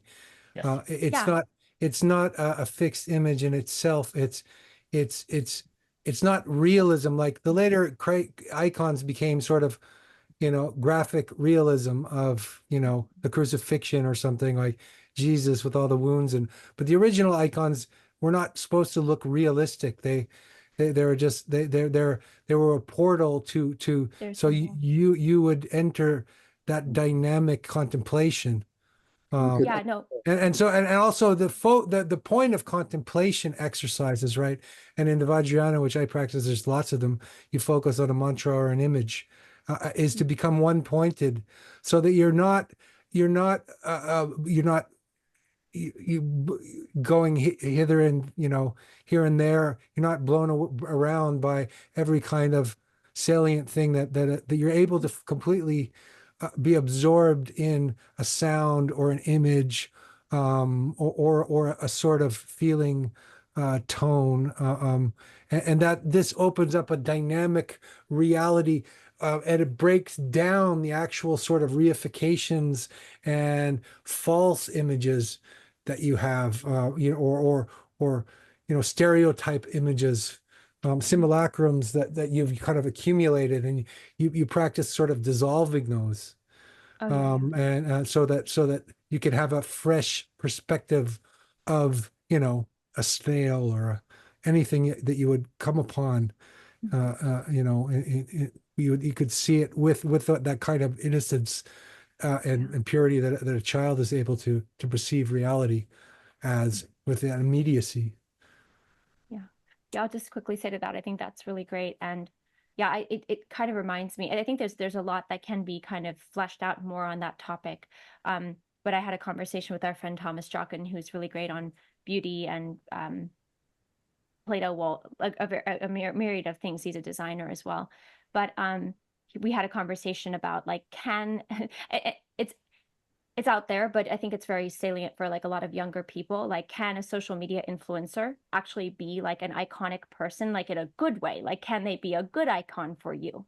Can they make you like live better or whatever, follow after certain aspirations? And I think like, so we kind of got into that discussion, and I think it's still out for debate. I think we have to be honest that people do like have people who kind of inspire them, and they might find them somehow on social media, because social media the benefit is that it's decentralized to many different figures, right? It's not just the TV with like the celebrity or the famous sports person or whatever. So there's a variety that you can find where you're like, oh my gosh, this person also feels passionate about whatever it is, local farming or, you know, or natural textiles or something like that. And they've literally made a life out of this passion they have. And so maybe it's a much smaller scale, but they actually do kind of influence you in positive ways. However, the risk is that, again, you are fixed, gazing at the multiplicity of the images from that person, and they're doing the thing that are you doing it? Like, are you actually doing it? Like, are you taking that as a cool, amazing, that if they can do it, maybe I can too, and then actually doing something in your actual life? So there's a risk because so you have to really fight with the machine so that you don't become a passive consumer of everything. 100%. You have to make it alive. You have to, you know, you have to get dialectical with that. You know, you have to move on. You have to move on too. I mean, you have to move on. That's the problem. I'm thinking the question of repetition is how much can you repeat the same thing, and also the idea of repetition leads to hyper irony as well. At least everything becomes ironic in the end. Like too much repetition. So how do you move on? You have to move on. You can't. It's a good medium, but there's a point where you, as you mentioned, you become fixed, and you can no longer move on. And psychologically, you're like, oh, I'm doing it because I'm seeing it. No, you're not. You're literally not doing it. You know. And so moving on, that's I mean, huge. Huge. You know, a key. So a few things, please. You know, a few things. It's very important in the story because this question of fixedness is extremely fascinating. It's in the story, the most dynamic, interesting language is in a fixed room, right? A confession booth. Whereas in the space where they're trying to entertain with Disneyland or pictures, the language is much simpler. There's not as much poetic language or different things. What's very interesting is that when you read something like Dante or the great poetry or different things, it doesn't seem like it cares about you very much. It's like it's fixed in its own work, in its own beauty. And precisely because of that, you're pulled into it and it's much more live. A lot of like, what is the difference between, dare I say, great work and melodrama is because often melodrama is actually trying to entertain you. Whereas great works, it's like, yeah, it's not going to try to be boring, but it's also much more trying to actually make something, like you say, that's a stable icon, that in that stability actually becomes more dynamic, actually. And it's very interesting because, like, what is the difference between Deleuze talks about difference and repetition on the idea that there's always a difference in repetition in a Humean sense, because even if something repeats, it's not exactly the same, it's only similar, right? That has a creative possibility. But actually what I would say, what I'm very interested in kind of bringing in Vanderbilt is technology repetition doesn't seem like it's the same as natural repetition, because technology is a difference that literally is trying not to change. It's trying to do the same dopamine, same attention, same capture, right?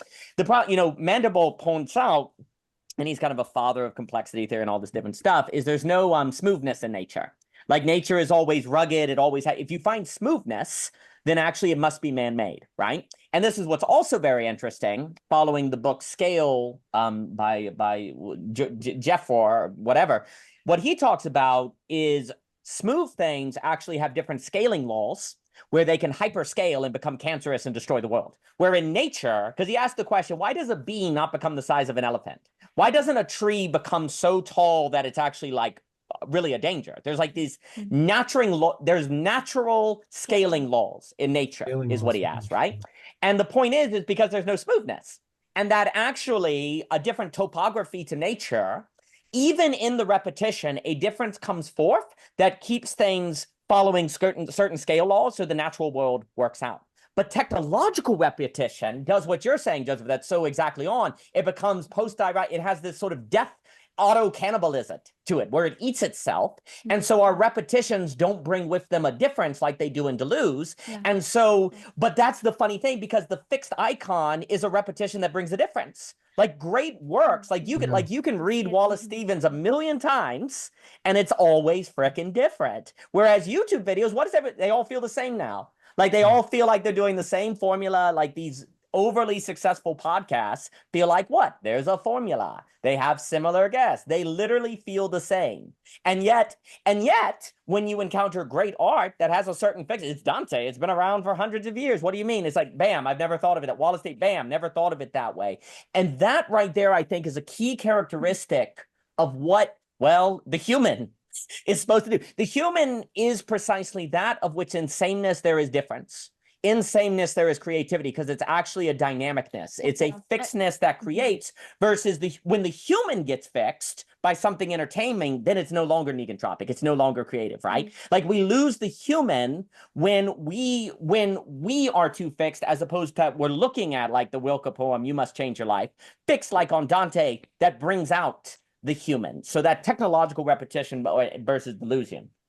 Oh no, I don't mean to just jump in. This is all really, really good. I was just thinking about, I don't know, if for some reason like in scripture when like the scene of Legion came to mind, like this idea of like, there's something about the repetition in this way you're talking about it, where there's this odd, it's like there's this multiplicity that ends up being kind of,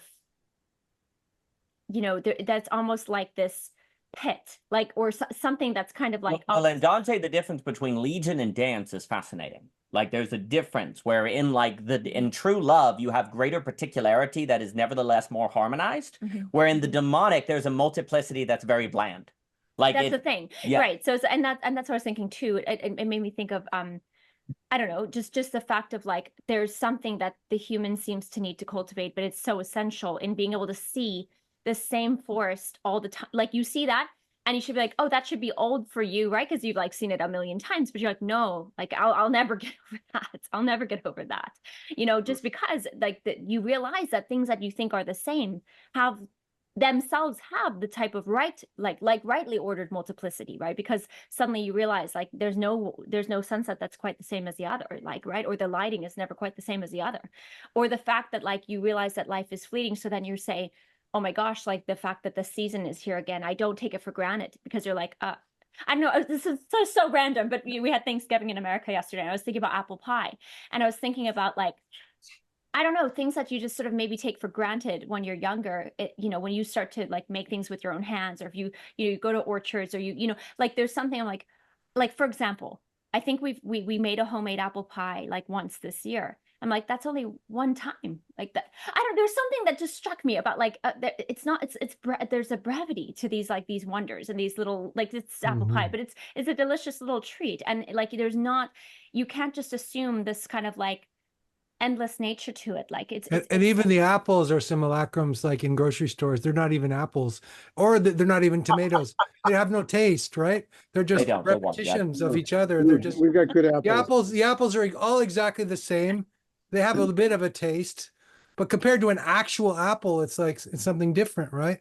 An actual apple is not a repeat of another apple. Each apple is a little bit different. Well, and people don't even know that there's so many varieties. Like again, I think the Legion, what was it you were saying, the dance Legion versus dance, right? Like that makes me think, like we went to this orchard nearby, and there were so many varieties. Like it was so neat. Like I mean, I've always known there are varieties of apples. I mean, this is a fairly simple fact. At least there's Granny Smith, and there's like Red Delicious. But like there were so many. Black Arkansas, and I don't know, all sorts of these types of apples. And the kids thought this was so like they thought this, like they were recounting to you. Remember, they're like, and even the lady at the front who sold the apples to us, she didn't even know one of those types until she worked there or something like that. And it was a sweetness. And I think we forget, like there's actually a huge variety of many different things. Unfortunately, we've had sort of monopolies in companies for big agriculture, where they literally limit the seed, they patent the seed, and now this is the only type you're getting, and it's like, wow, there used to be this variety, but making this distinction between Legion and dance, I think, is quite important. Well, I think like what we learn in great art and actually in nature and different things is that the health of a society can be gauged by the quality of its repetition. If your repetition is of a low quality, that is lacking creativity, it's lacking the ability to get a certain depth, then you've lost the human. Like the quality of the repetition is a gauge of the health of the society. Mm-hmm. And like what ends up happening is if you're not making art anymore that people can watch again and go, wow, there's something new there. Wow, there's something new there. And not merely a trinket, like kinky, like what is it that Robert Scruton would talk about? Like it's not just like a shiny, ooh, there's a funny reference here. No, it's like the quality of a repetition is also a matter of what it inspired. Kish, that's what I said, kink. Well, you know, character. But like when you watch it again, it like inspires like, oh my gosh, and then you go write in story. Like the quality of repetition is does it inspire you to create something more, have a 2-hour conversation? Right. Like your society is very unhealthy when the quality of its repetitions are low. Well, we have a throwaway society, right?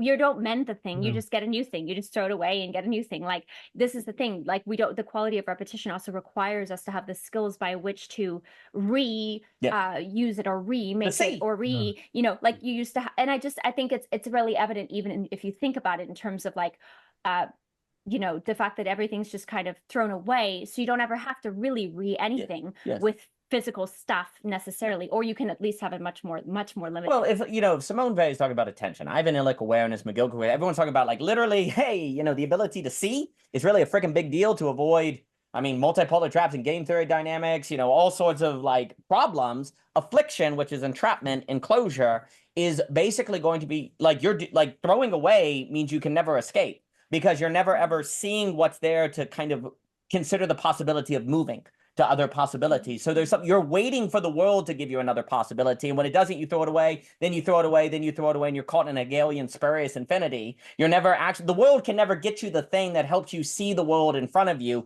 You have to cultivate that, which then is tied to the art of gaining higher quality repetitions, where you look at the same forest for the 100th time, and you've gained the capacity to see it differently every time and to feel it. That's not merely an intellectual thing where you say, you know, hey, did you know a forest is never the same? It's not a fact. Like it becomes a certain awareness, a certain quality of experience that really will determine the health of your society. Because if people on average do not have that ability, the quality of repetition, well, it's like, you know, C.S. Lewis, you know, he said that line where he said, you don't read a book till you read it twice. You had monastic traditions that were like literally you reread a text, you rewrite lines. You know, there's a part when that can be a mechanical danger, but you see a human being writing something out is not the same as a machine repeating it. The machine is not transformed by the repetition. A human can rewrite a line or reread a poem and be a different human being. There is a potential in human repetition that cannot be found in machine repetition. But that repetition also requires commitment. I'm going to be present here and dwell here and do this thing. I'm not going to run off. And then as a byproduct, I think it ties into what we're saying about death, because if people are moving to the next shiny thing, they're not going to stay in communities or form communities where people can have experiences dwelling with death or seeing people getting older, because they're always moving, right? Like where, you know, there's a difference between like new experience, like, what was it? Thoreau, maybe? No, Emerson was saying, at the end of his book, essay Self-Reliance, he was talking about the kind of the vice of travel. He's like, there's a certain vice in traveling if you're not careful, because you're always trying to see something new to entertain you, you know, to move on. You're never learning to dwell, right? Now, this is I keep thinking of porn, actually, like all the different kinds of porn. There can be a pornographic form of travel. Infinite kinds of porn that you can experience today, like because you're bored of the repetition of maybe just one partner. You know, because you've made your partner an object, and you've made your sexual life, you know, a kind of a stereotype experience, and so people are just searching for infinite kinds of titillation because they can't do the repetition with any art, you know, something like that. It's the cheap. One should be wary of any change that does not feel like a death. Like, because that tends to be a cheap change, a costly change, one that maybe there are times where you need to change in life. Yes. But when you really need to change, as opposed to do work on yourself, it tends to bring with it of real difficulty, real stakes. If it's too easy to change, like it's too enjoyable, that doesn't mean it's inherently bad, but it can become an idol. Once you start to moralize it, it starts to be the only thing, right? Because it can have this function of escapism, right? But that right there requires discernment of self and paying attention to yourself. And And we're not learning that because we're just entertained. So we can't test the waters of our own lives because we haven't developed those skills to see the reasons of our motivations or to tell. So then we can't cultivate a human repetition that's creative. All we can do is escape with new things. Repetition and newness. Newness can be a danger if it doesn't come from out of the repetition that is a new quality of something you've learned to see in the right awareness and in the right kind of holding of. But that demands something of you, just like watching dying demands something of you. But if you don't do it, you get a very unhealthy society, like David and Joseph, like that's been taught. Like you get an incredibly unhealthy society if you don't do that. And I think we're seeing that. Yeah, because one interesting thing you're making me think of is this obsession with cultural appropriation. Culture is appropriation, and repetition is everywhere. But the level of repetition, which is creatively useful, is the one that you've been mentioning. It's looking at the icons of our culture, and they are icons for a good reason, and something new will arise in you, which is really, which is just not happening. I mean, people are not going to sit still long enough to be fixated on what they need to be fixated on. Yeah. Well, oh no, because there's the I like to think about distance and depth. There's, if you have all distance and no depth, you're shallow. But if you have depth and no distance, you don't go anywhere, right? So you need both, right? We're in an age where our idolatry is newness from distance. We're doing next thing, but we don't have any depth. So you don't get the newness of repetition, right? So you become unhealthy. If you have no distance, there's a danger. You get closed off, tribalism, the banality of evil and different things. But if you have just distance, then it's newness that can't have that human quality of repetition. Because I think humanity really can't be itself without depth, without, Simone Weil talks about roots and different things. I was thinking about what we're describing here is kind of like the Dark Age, right? The Kali Yuga, right? If I can speak mythologically, it's just the total decadence and destruction of human beings. But I also feel like in the Kali Yuga, in the end of culture, in the anti-culture, in the denial of everything, right? There's the glimmer of something different.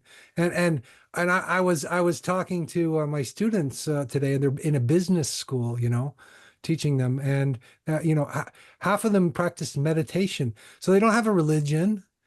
They're practicing meditation with apps. They're they're looking for something, like they're looking for a gap in the madness of the present and superficial. They haven't found it, because I don't think meditation with with an app is actual real, is a real thing. But there's a longing for it, and it's there, and it's perennial, and so it doesn't go away. It's not like totally dark, right? The glimmering of the light comes at the We're here. What? Here we are. Yeah, exactly. Here we are. Yeah. Well, and I'll just say, and again, just to go back to Dante, when they're on the beach, buried up to their head, and there's I think it's these fire things kind of coming down. There's this point where they realize, oh, well, that's actually God's grace trying to reach them. They just hate it.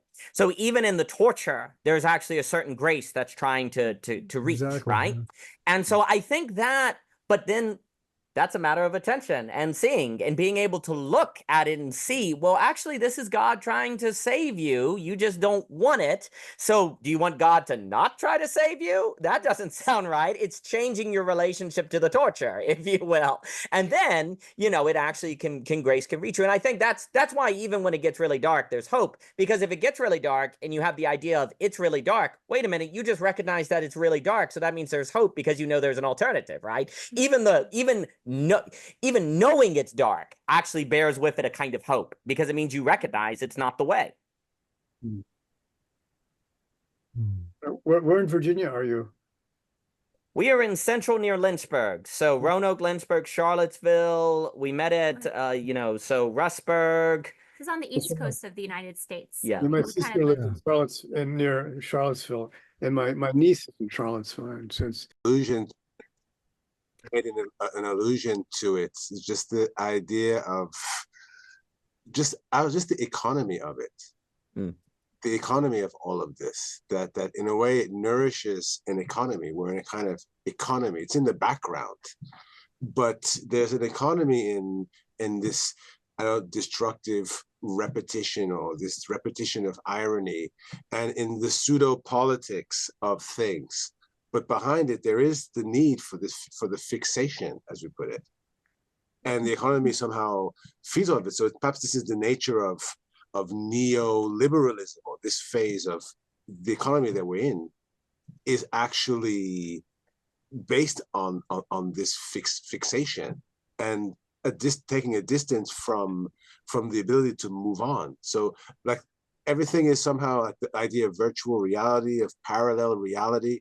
There's all of this sort of like this whole like reality being taken hostage by all of this, like the TV series, the sort of simulacrum of everything.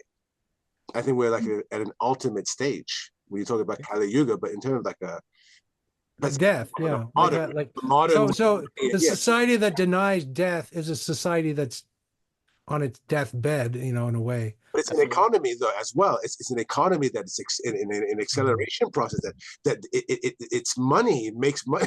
I mean, it's a process of making money. It's an economy that we're in as well. Well, I'm extremely glad you brought that up, because one of the key arguments we would like to make in Belonging Again is actually that there is, at the very basis of economics, always a metaphysical principle that is being manifest by the system. And if it is a bad principle, then it actually will become, the term we use often is auto-cannibalistic, which means it eats itself. So our argument is that economics has actually assumed demand, like demand, supply and demand, right? But it never asks what is demand and where does demand come from, actually. And also what you have is, following the general theory of Keynes, is an awareness that actually there is declining demand over time. And Keynes's general theory is, oh gosh, if demand naturally erodes through time, we need to stimulate it with new supply. And then he makes key distinctions between investment multipliers and money multipliers and stuff like that, right? Well, the argument I like to make is that the investment multipliers work for a while, but then they cease working. And at that point, you start entering what Tyler Cohn and all these people in him call the Great Stagnation. You get a stagnation of the economic system, where critically, following Earl Thompson, you get a separation between profit and wages, where profits can be going down by people who monopolize the simulacra and the things that the society exacts. But actually, you get a general decline of wages that are hidden by growing GDP because the profits are there. So here's the point. Without actually the right metaphysics, then supply doesn't always stimulate demand. There's a point where people are not motivated to work and the system begins eating itself because they don't have the human. We talk about intrinsic motivation. The economic system is without the stuff we are talking about. The system becomes based on extrinsic motivation and the flow of liquidity and speculation, which ultimately, yes, you can have GDP, but you actually lose, human capital, wages, community, social capital. So the key argument we would like to make is that actually economics cannot be separated by the metaphysical frame by which the people operate, because it becomes the basis of the quality of the demand in which supply is in response to, and demand. Like Marx at the beginning, Marx at the beginning of Capital says, we know that people want things. And, it's just the case. Basically, economists have assumed demand, okay? There's always demand. I think this is a massive mistake, because not all demand is equal. Like the demand changes. What people want is not the same. And when the things that people demand under simulacra is not the same that people demand if they have experiences of nature, right? And also, this is important because, for example, under more libertarian thought, when they say the market is always rational, yeah, it's always rational. Too bad it defines rational relative to its truth, and its truth could be wrong. Like we've conflated rational and true, or rational and right. That is a massive mistake, because rational is always relative to what you think is true. So, for example, if you think it's going to rain today, it becomes rational to bring an umbrella, right? Let's say it doesn't rain. Were you irrational? No, you were rational, but wrong. It's possible to be rational and wrong. Here's the issue.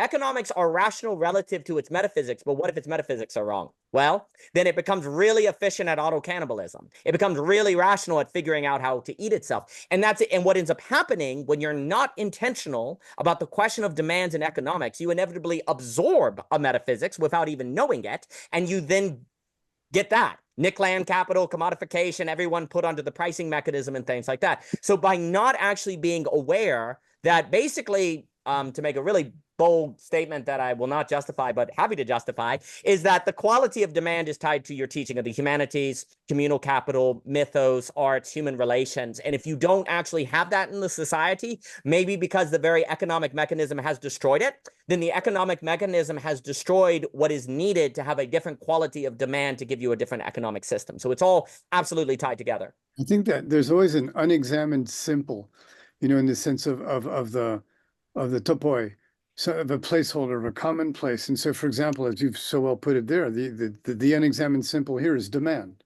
Yes. It's just shoved out there, and then it brings its perverted metaphysics. Well, the perverted metaphysics can emerge from it. And indeed, I had this feeling you were going to say before you said it about this auto cannibalism. Yeah, it's extremely present, and I agree that the humanities, which is in fact the first thing vanishing from our universities, you know this. There's a professor at Stony Brook I just met. He was the head of the linguistics and rhetoric department at Stony Brook. They just vanished the department. That's why OG's here, because he doesn't belong to a department. Right. Yes. Daniel is the humanities himself. Right. He's what the university should be, but here he is talking to us, on a Friday night. Yeah, thank you. He should be in front of an amphitheater of 500 adoring students. Instead he's on Zoom talking to telling them to put jokers. their cell phones away. Stop recording me. No, but I feel like all the people who are really good in the humanities have been ejected from the universities, Basically, and are outside of them, and are doing things like this on the edges of culture. Fringe. Yeah. I mean, it's still alive and well though, and it's just that it's I don't know. I'm not sure that it, like the fact of it being kind of revived within the institution itself. I hope so. But it is a telling sign that there are so many people having to kind of go to the fringe. Well, Well, not to, no, please. Well, the key, like we were saying, that even in hell, that the punishments of hell cannot help but reflect grace trying to reach people. Precisely in economics, successfully, like taking over the question of demand, it couldn't help but then lose the ability to generate demand, stagnation. Like there's a weird way in which what some people call the meaning crisis is actually a kind of grace, because if people are finding this meaningless, well, that's great, because that means they're realizing it's meaningless. Think of like, oh, well, if it's auto-cannibalistic, shouldn't it have just eaten itself by now? Like, shouldn't it just be, it's like, it's all done now, it did its thing. But the Orbos, like the whole idea is that it's the fixation that you mentioned, Joseph, right? Like the fixation is what's making, people are making money off of a fixation, right? Out of people's fixations. The only thing is that people are starting to realize that they are literally having some sort of like what's it? Well, I'm gonna forget the term now from Zizek, but basically the concept of the eating one's own tail doesn't really feel very nice. Like if you slow down enough and you realize like that doesn't feel very nice, and I don't feel very nourished by eating myself. Like it's like not. It's really not like this is not a beneficial thing. This is not a beneficial type of consumption.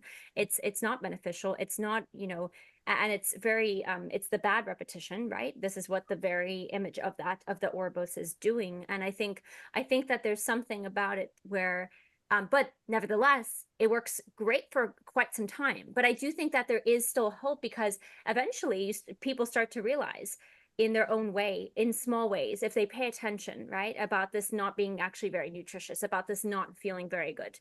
And I think instead of it's a whole other topic, but I think that actually starting to having people who are maybe more conscientious with, I guess I could like, there's kind of the reduction of voting with your dollar, but there is something to that, right? Like there is something to that, to say, I'm not actually going to put I'm not going to put it towards that auto cannibalistic dynamic. I'm going to put it over here. So anyway. Well, it's the weird move in Dante again is like the idea that, so if I say to you, you can always eat yourself, you say, well, that's hell. Well, on another side, it's hope, because it never ends. There's always a chance to change. Like if you can always eat yourself, there's always a chance to change precisely in the hell possibility of that, right? So likewise, the very fact that, yeah, capitalism can eat itself forever is simultaneously the horror of it, but also the possibility of change, because there always can be a trap. But this is again another point. The problem is the longer you go, though, it is typically harder to change because you have to humble yourself more. Right. Because nobody intends to do something bad. If Augustine's point, if you do X, you think it's good to do X, even if it's not. Like, if you murder someone, then you think it's good to murder him. Otherwise, you wouldn't have done it, right? So there's no such thing for him as an evil motivation. There's only a good motivation, even if it has evil consequence, right? Well, the problem is that means if you're destroying the world, then you must have, for some reason, thought with your brilliant ideas or whatever that this was a good idea. So the longer you do that, inherently changing course always requires a double revelation. One, my ideas of the good can be wrong. That's existentially destabilizing. And two, I wasted time. So I'm thinking about Skinner, and Skinner thought positive intermittent reinforcement was a beautiful thing that would help. He was like the big guy at Harvard or something that influenced, Mark Gaffney was talking about this, the MIT labs, and influenced the creation of the internet. So the metaphysics behind that is positive intermittent reinforcement. It's like, we don't need to punish people anymore. We just need to give them soma, like in Brave New World. The punishment thing it doesn't work. So let's just give them let's just give them a pleasure drug occasionally, get them completely hooked. So the entire culture is completely addicted, to this thing. So very easy to sort of control until until you realize that there's something outside of Skinner's box, something like that. Well, the funny thing is Disneyland's the punishment in the story. Like, the problem is pleasure can be a punishment. Good things are the punishment. Like, the mistake in that metaphysics is that pleasure's here and punishment's here. Pleasure can be a punishment because it denies you the opportunity to grow. Like, that's where, but that's where also precisely so the point that Belonging Again 2.1 wants to make is that capitalism cannot ultimately create its own demand. It can only stimulate demand. There is a limit to how much demand it can create. Eventually, the metaphysics by which it stimulates demand wears out, and you get nihilism, meaning crisis, and people aren't motivated. There comes a point where capitalism can no longer stimulate demand. And the big critique is we say economists conflate stimulating and creating demand. They're not the same thing. Stimulating demand is not the same as creating demand. Creating demand is a deeply human activity that doesn't happen very much because it requires an entire culture and it requires social capital and different things. The very fact that there's a limit to how much demand, to how effective the stimulation of demand is in the machine, is actually a kind of grace, because eventually you have to admit there is a difference between stimulating and creating demand, just like you realize there's a difference between machine repetition and human repetition, as we were saying. And that's precisely the moment where a transformation can occur, right? There's an immense amount of creation of artificial demand, though. I'm not so sure I follow you here, because it's the trick, the entrepreneur's trick. Peter Thiel, a creep that he is, he has some brilliant theorizing. He says you pretend you're a monopoly. Yeah. And then you create total demand for what you have. Yep. This demand is not a need, of course. It's correct. But So I don't know. We're going to go on for a long time, I think. No, that's a massive question on the difference, because you have the stimulation of demand, which of course looks like it's a counterfeit of creating demand. But then you have the creating demand where you go, well, actually, we're going to create a place like Parallax where people are going to, once they see it, be attracted to it. The creation of demand entails an educational value to it as well, where stimulating is actually like you recognize it and therefore you want it. But of course, recognition always entails something you're used to. And if the society isn't, say, for example, introducing you to death, well, then you recognize the lack of death and you then are creating demand in a direction that means you never mature in the way we're talking about, right? And so but this is what creating demand always entails an education at the same time. And that's why it is so difficult because then if the educational institutions don't allow the humanities, or there's only business schools, then you stop the social imagination that Charles Taylor would talk about, that allows even the possibility of learning new ways to put demands on yourself and to motivate your interests in life, right? Like a lot of people who are, say, motivated to read Dante, you probably were lucky to encounter a model or a random person that for some reason taught you that you could want this, and you were educated of a possibility you didn't even know was there, and then you want it. So then you are creating demand, as opposed to most of your life, you kind of know, oh, I'm supposed to make money and get a job, and then you get a professor that just stimulates that demand because it's preset and recognized by the social zeitgeist, right? So but then, of course, this would fundamentally mean at the core of the distinction between stimulation and creation is imagination. And we don't tend to think that imagination is practical. We tend to think it's playful and silly, right? Literally, your ability to create demand that can get you out of the ruts when stimulating demand is ineffective is contingent upon having a society that can incubate and teach imagination. But we put imagination over there, practicality over there. They have nothing to do with one another. And then, of course, pragmatism ultimately eats itself because it cannot sustain itself without imagination. So like the tech bros, right, who want to build rockets to Mars, and there's like something kind of wrong with that. It feels like it's trying to capture some kind of nostalgia for just this predatory kind of, just like make stuff, make things, do, but without the whole rich, I don't know. I don't know what I'm trying to say here, but I was just thinking about the movement in the States right now from sort of this hideous administrative state that the Democratic Party represents to this hideous sort of tech bro state that the Republicans represent, and how they're both a form of, they both have a form of profound evil, in their nature. Both sides, I feel it, and somehow there has to be this other place. It is literally, well, it's basically just saying, let's bring back the Turner frontier thesis. That will save us, right? It's not very imaginative. It's basically just, we can't think of what else to do, so let's go to Mars. Also, critically, we kind of already know what's on Mars. When they got on the ships and came to other countries, they didn't know what was there.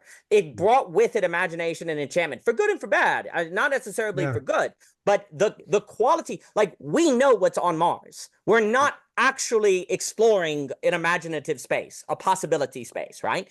And so one of the key characteristics of the frontier thesis of Turner is literally, it wasn't, here's the key, the entire society was imaginative. And this is what Tocqueville brings out in Democracy in America, where he's like, wow, the event, as Sheldon Wolin talks about, the event of democracy that doesn't tend to last because unfortunately it gets captured by special interests. And Tocqueville is quite interesting. But if we at least believe in events of democracy, which actually are basically when the average, it's weirdly when like basically people are more philosophical or humanitarian, or they're talking about ideas. When the blacksmith is talking about ideas, that's democracy for Tocqueville, right? What's the Greek fishermen are hanging around. Yeah, that's right. And that doesn't mean they've read Heidegger, but it does mean they're interested in the things of Heidegger, right? That doesn't mean that they've read all the great books, but that they are taken by the possibilities of the great books. No, I mean, like the original Greek philosophers, Gurdjieff called them a bunch of bored fishermen. Yes, there you go. Just hanging around on the islands and have nothing to do. Well, they certainly did not have the division of labor that is so problematic we have today between the practical and the imaginative, right? Like in the past, it was like, how can you possibly think the great ideas if you're not getting your hands dirty, right? Dirty, you need to have your hands in the dirt to be able to have anything grow in your mind. And I think like basically you see democracy occur on the frontier, right? And so everyone is really imagining different possibilities and we could make a new world. We can make new societies. There is no idea, if a few engineers go to Mars, it is hard to imagine the imagination of people alight, going, whoa, like, wow, look at all the new possibilities, right? Going to Mars doesn't make you think of new possibilities. It makes you think of technical engineering problems. And that's a key difference. Have you read the three-body problem? I have not read it, but I know about it. I need to read it. There's a very interesting consideration is that when these humans break away from the invading force, which has completely wiped out the defenses of Earth, they break away in these ultra fast. What happens? They go insane. Yeah. There's nowhere to go to. There's no Yeah. space to go to. There's nothing, and they start shooting at each other, even though they're the last remnants of humanity. I think it's a very logical conclusion. Yeah. Mars is like, it's his childhood dream. He must have seen a poster somewhere with a green planet. Yes. He was thrilled, and that's what he wants to do. Yeah. Well, to your point, I think of, like, I imagine a world where the average person is able to participate in communities like this and talk about ideas, not just the 18 to 25-year-olds who can spend X years at a college, to have like the life of the mind, if we use a Hannah Arendt phrase, to not be so geographically and economically bound.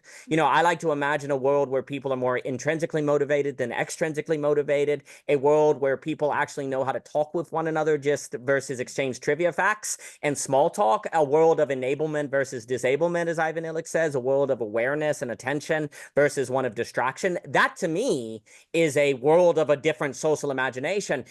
I just think, like, if human beings are lifeless and useless on Earth, then on Mars they'll be lifeless and useless too, right? Like, you don't change the mistake that, in my opinion, people going to Mars is making is they are going to Musk. That's funny. There you go. They're going to Musk to go to Mars.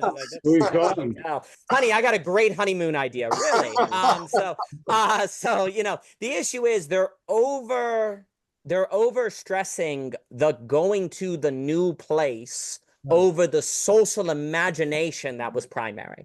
That's the mistake. It is not merely the going to a different place that was key. It was going to a different place that was shrouded in an unknown that would require skills, not just technology, skills and virtues to actually explore and to a negotiation. So the quality of the social imagination with the Turner thesis is radically different than the quality of social imagination going to Mars. And that's the mistake. That's what they're missing.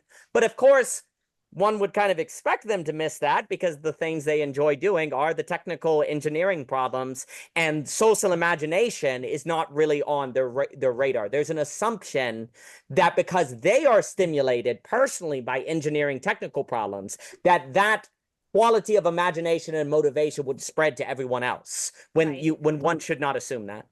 It's because they're not alive. In fact, they're not alive. Well, no.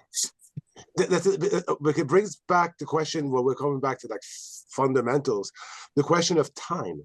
We talked about the relationship to time. When like we talked about, when Andrew talked about Greek philosophers were bored fishermen.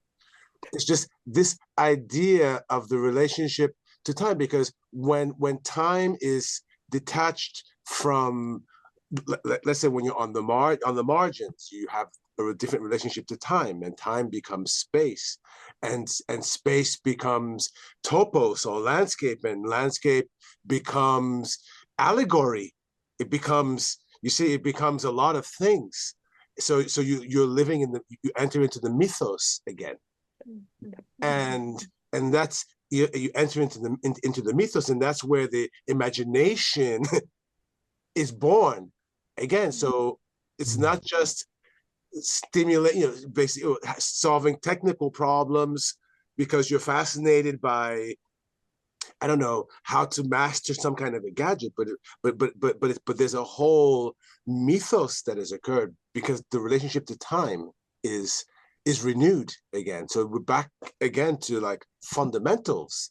Yep. I noticed that when you have time, like the difference between like a tourist and a traveler is that a traveler doesn't have is traveling through space. Tourist is traveling in a time frame that is limited by other factors, and the traveler enters into a mythos. The traveler Beautiful. into the world of allegory. The traveler is Dante again. Yes.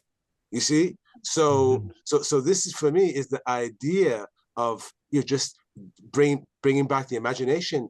Has this relationship to time, to space, to time, has to be reclaimed or renewed or found. I wish Elon Musk could understand what you're saying right now. Well, and the crazy thing is, I think you can make a strong argument, just to make the economic claim. You can make a strong argument that everything you just said Without it, the economy crashes. Like that, Yeah. it's like we in our brain have separated economics and imagination. Literally, like it's a crazy thing. Like at MIT, Nobel Prize winner, the guy, Robert Solow. And I suppose we should feed the children. So we might have to feed the children in a minute, or just send them out in the garden. Like, No, I'm not ending this. There's no end.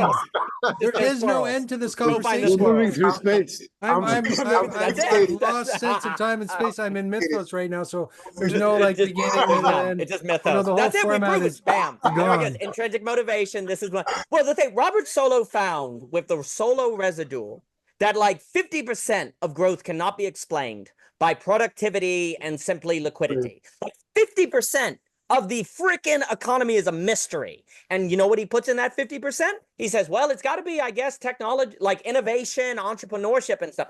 Well, guess what, Robert Solow? If that's, and he knew this. I'm not bashing him. He was quite smart. That means literally 50% of the economy is dependent on all the stuff you're told has nothing to do with economics. That's literally what you're saying. It literally, because then when you read, you know, when you read the lives of like take Benjamin Graham, you know, the key investor that inspired Warren Buffett. You know what he did in his free time?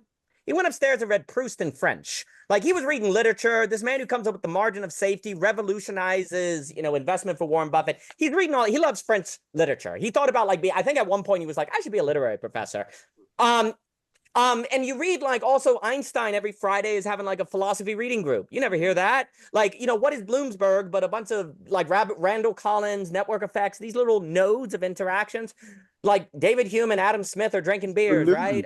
I mean, most of his writing was what? Is alchemy and theology and all this other Theology, stuff. yeah. Exactly. They're not specialists. The ability, genius comes out of this mixture of things you're told are not practical. Like the ability to create wealth comes out of all this stuff you're told won't make you money. And so, you know, the thing is like, so like, it's insane. So then what ends up happening, to your point, Joseph, that's so well put, capitalism right now is stuck in a mythos that is reaching its saturation point, to use Alex Ebert's language. Therefore, it can no longer stimulate demand because no one's like, this sucks. You have the lying flat movement in China. You have overinvestment in real estate markets that are unsustainable because it's trying to, basically what ends up happening when you can't create demand, you have to stimulate demand. And that basically always becomes a boom and bust cycle of a Herman Minsky. It almost always goes into real estate because that's the easiest way to speculate based on how the loan structure works. Anyway, like, if literally it eats itself, because when you're stuck in a mythos that reaches a saturation point, the only way to fix that is to get to a new mythos. That's an imagination matter. And what you're people don't even realize they're in a mythos in the first place. But that's what they used to call in classical thought damnation. Like if you're in despair or in a mythos and you don't know it, and then you're stuck and you're lost, right? Like damnation is the inability to see that you're in a thing that could be different. Like that is damnation, right? Like it's the end of the Waiting for Barbarians, where he has that idea where he's like, and I love the character in that novel, Cosette, that has these little discs in front of her eyes because they've been burned, so she can never see what's exactly in front of her. And basically that line at the end of Waiting for Barbarians is like, I feel like I've been looking at something my entire life and I can't see it. That's damnation. And so likewise, like what ends up happening is without mythos, the tragedy of the life without mythos is one day you can maybe sense right before it's too late, that there's something I'm not seeing that I know I'm looking at. Too late. It's over. It's gone. And that's what's happening with like going to Mars. Like here's the horror. The realization that going to Mars was not the thing, that the thing was the mythos, occurs right when you reach Mars. Yeah, exactly. It occurs right at the moment. Oh my God, what did I do? The triumph is the damnation, right? It's right. Oh wait, hold on. Yeah, exactly. So like that, the key to living a good life. Yeah, I mean the key to living a good life, which you know is a loaded phrase, but certainly a part of the good life is that you don't at the end of your life go, darn, you know, that you go, oh, the thing I thought was going to sucks on Mars. It sucks here. Yeah, it sucks on Mars. There's literally one kind of apple, the one I brought. That can, you know, I've been better off in Virginia, dang it. You know, because like the good life is the one that makes sure it doesn't do a thing that it thinks is the good life, and precisely at the moment of realizing the good life is the realization it's not. Like that is the key. Is to avoid that, but that requires, well, imagining the thing you think is a good idea isn't. Like if you don't have, let's put it this way, the kids will find squirrels. If you don't have imagination, then all you have is your idea of the good. And if it's not the good, you can't escape it. You're stuck in a little fable Kafka hallway, right? Like, you know, you're that mouse in the hall that there's a trap up ahead and it's like, I should turn around, and you can't. Like, because imagination is if reasoning must go that way because it must do what it thinks is rational, but what it thinks is rational isn't, imagination is the only way to get out of that. Otherwise, you're on a linear trap. Basically, the way I like to argue is that game theory problems like Nash equilibrium, Kenneth arrow, preference problems, paradoxes, all of those are basically rationality without what I call non-rationality. It's rationality without imagination in these cases. Rationality without imagination is why you get all of these Nash equilibria situations. This is where we can bring in Kurt Gödel. Yes, absolutely. And you know, most of his writing, you know what most of his writing was about, had nothing to do with mathematical logic. No, not at all. The same thing with Grothendieck, the great French mathematician. He wrote this 1,500 page. I mean, there are considerations from which all of the stuff that they're admired for are not looked at. They're not even Exactly. They're not even taken seriously. People thought, well, Gödel, because of his extreme need for rationality and the explanation of the necessary paradox which precedes any attempt to make an axiom, he went crazy. Yeah. Unfortunately. Oh, absolutely. Kids are invading. Let the kids. We need to eat, right? Well, Daniel, you're on fire. It's quite amazing. Just want Thanks to, so much. I think there's a statement of like, wouldn't Blake say imagination is in He's love? still talking. I can't end this thing. Blake, Sorry. I think of Blake when we talk about like, imagination is in love with the productions of time. Isn't that, Oh, yeah, I love that. isn't that Love one that. of the proverbs of heaven and hell? I think that's one of them. Well, that's magnificent. Yeah. Well, it just reminds you, I always like, first, what you're saying, Gödel, cannot be overstated. And people, you know, one of the reasons he does his incompleteness is to show that math must be Platonic, because you can't justify math as a formal system. So it must be Platonic, and basically God must exist. Really, Gödel? Yep. Right. You know, and also. That. Yeah, nobody liked that. Nobody no one liked that. it. Yeah, Like, we don't like that. You stop. And it's just like the majority of Leibniz, you know, Gödel, and I think he's right, where he's like, I think Leibniz was the super genius that was like oppressed and nobody knows about. And the majority of Leibniz has not been translated. Now, a lot of it is really boring, as I understand. But like, you know, my friend Anthony recently basically brought out the analysis of Citas, which basically the only way, like that little document is the key that unlocks so much of Leibniz that has not been understood, but because people were interested in his other stuff. But Hannah More, the great abolitionist, and Dr. Karen Pryor wrote a lovely book, Fierce Convictions, on her. And basically, she was friends with Samuel Johnson. They almost ran off and got married, but she's a great thing. But, you know, the line, and she started all these private schools and different things. And basically, the argument she made is that imagination changes the world. Like, if you want to end the slave trade, you're not going to do it rationally, because rationality can't imagine that this is wrong, right? It is not wrong. Like, if you want to change the world, it is always going to be started in imagination. It's always going to be an imaginative change first, because, well, the reason the world's the way it is because of rationality. Rationality is why the world is the way it is, right? Because it did what people thought was right and good. And so if the world isn't the way you want it to be, then saying, well, let's get more rational, by definition, that can't be the right way, because that is what got you here. And so what Hannah More is like, you've got to like cultivate imagination. You've got to like make the kids read literature and read books. He was big on literature teaching empathy. It's like, you want to like convince people to get rid of the slave trade without generating empathy? It's not going to happen. Like, you have to generate empathy, and then they'll go, this is wrong.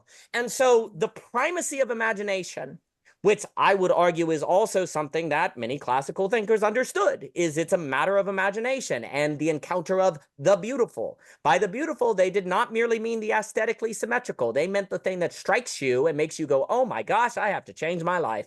That changes the way that you orbit things, and that makes you aware that there are different horizons of possibility, that one makes you realize you were in a lesser horizon, which you didn't even know where there was such things as alternatives and horizons, and now you do, and now you can change. And will you? And will you change? And so her, really in that book, Hannah More is fascinating on basically arguing the rational life cannot be the good life without imagination. And I think that's true. Who are you citing? I didn't get. Hannah More, Hannamore.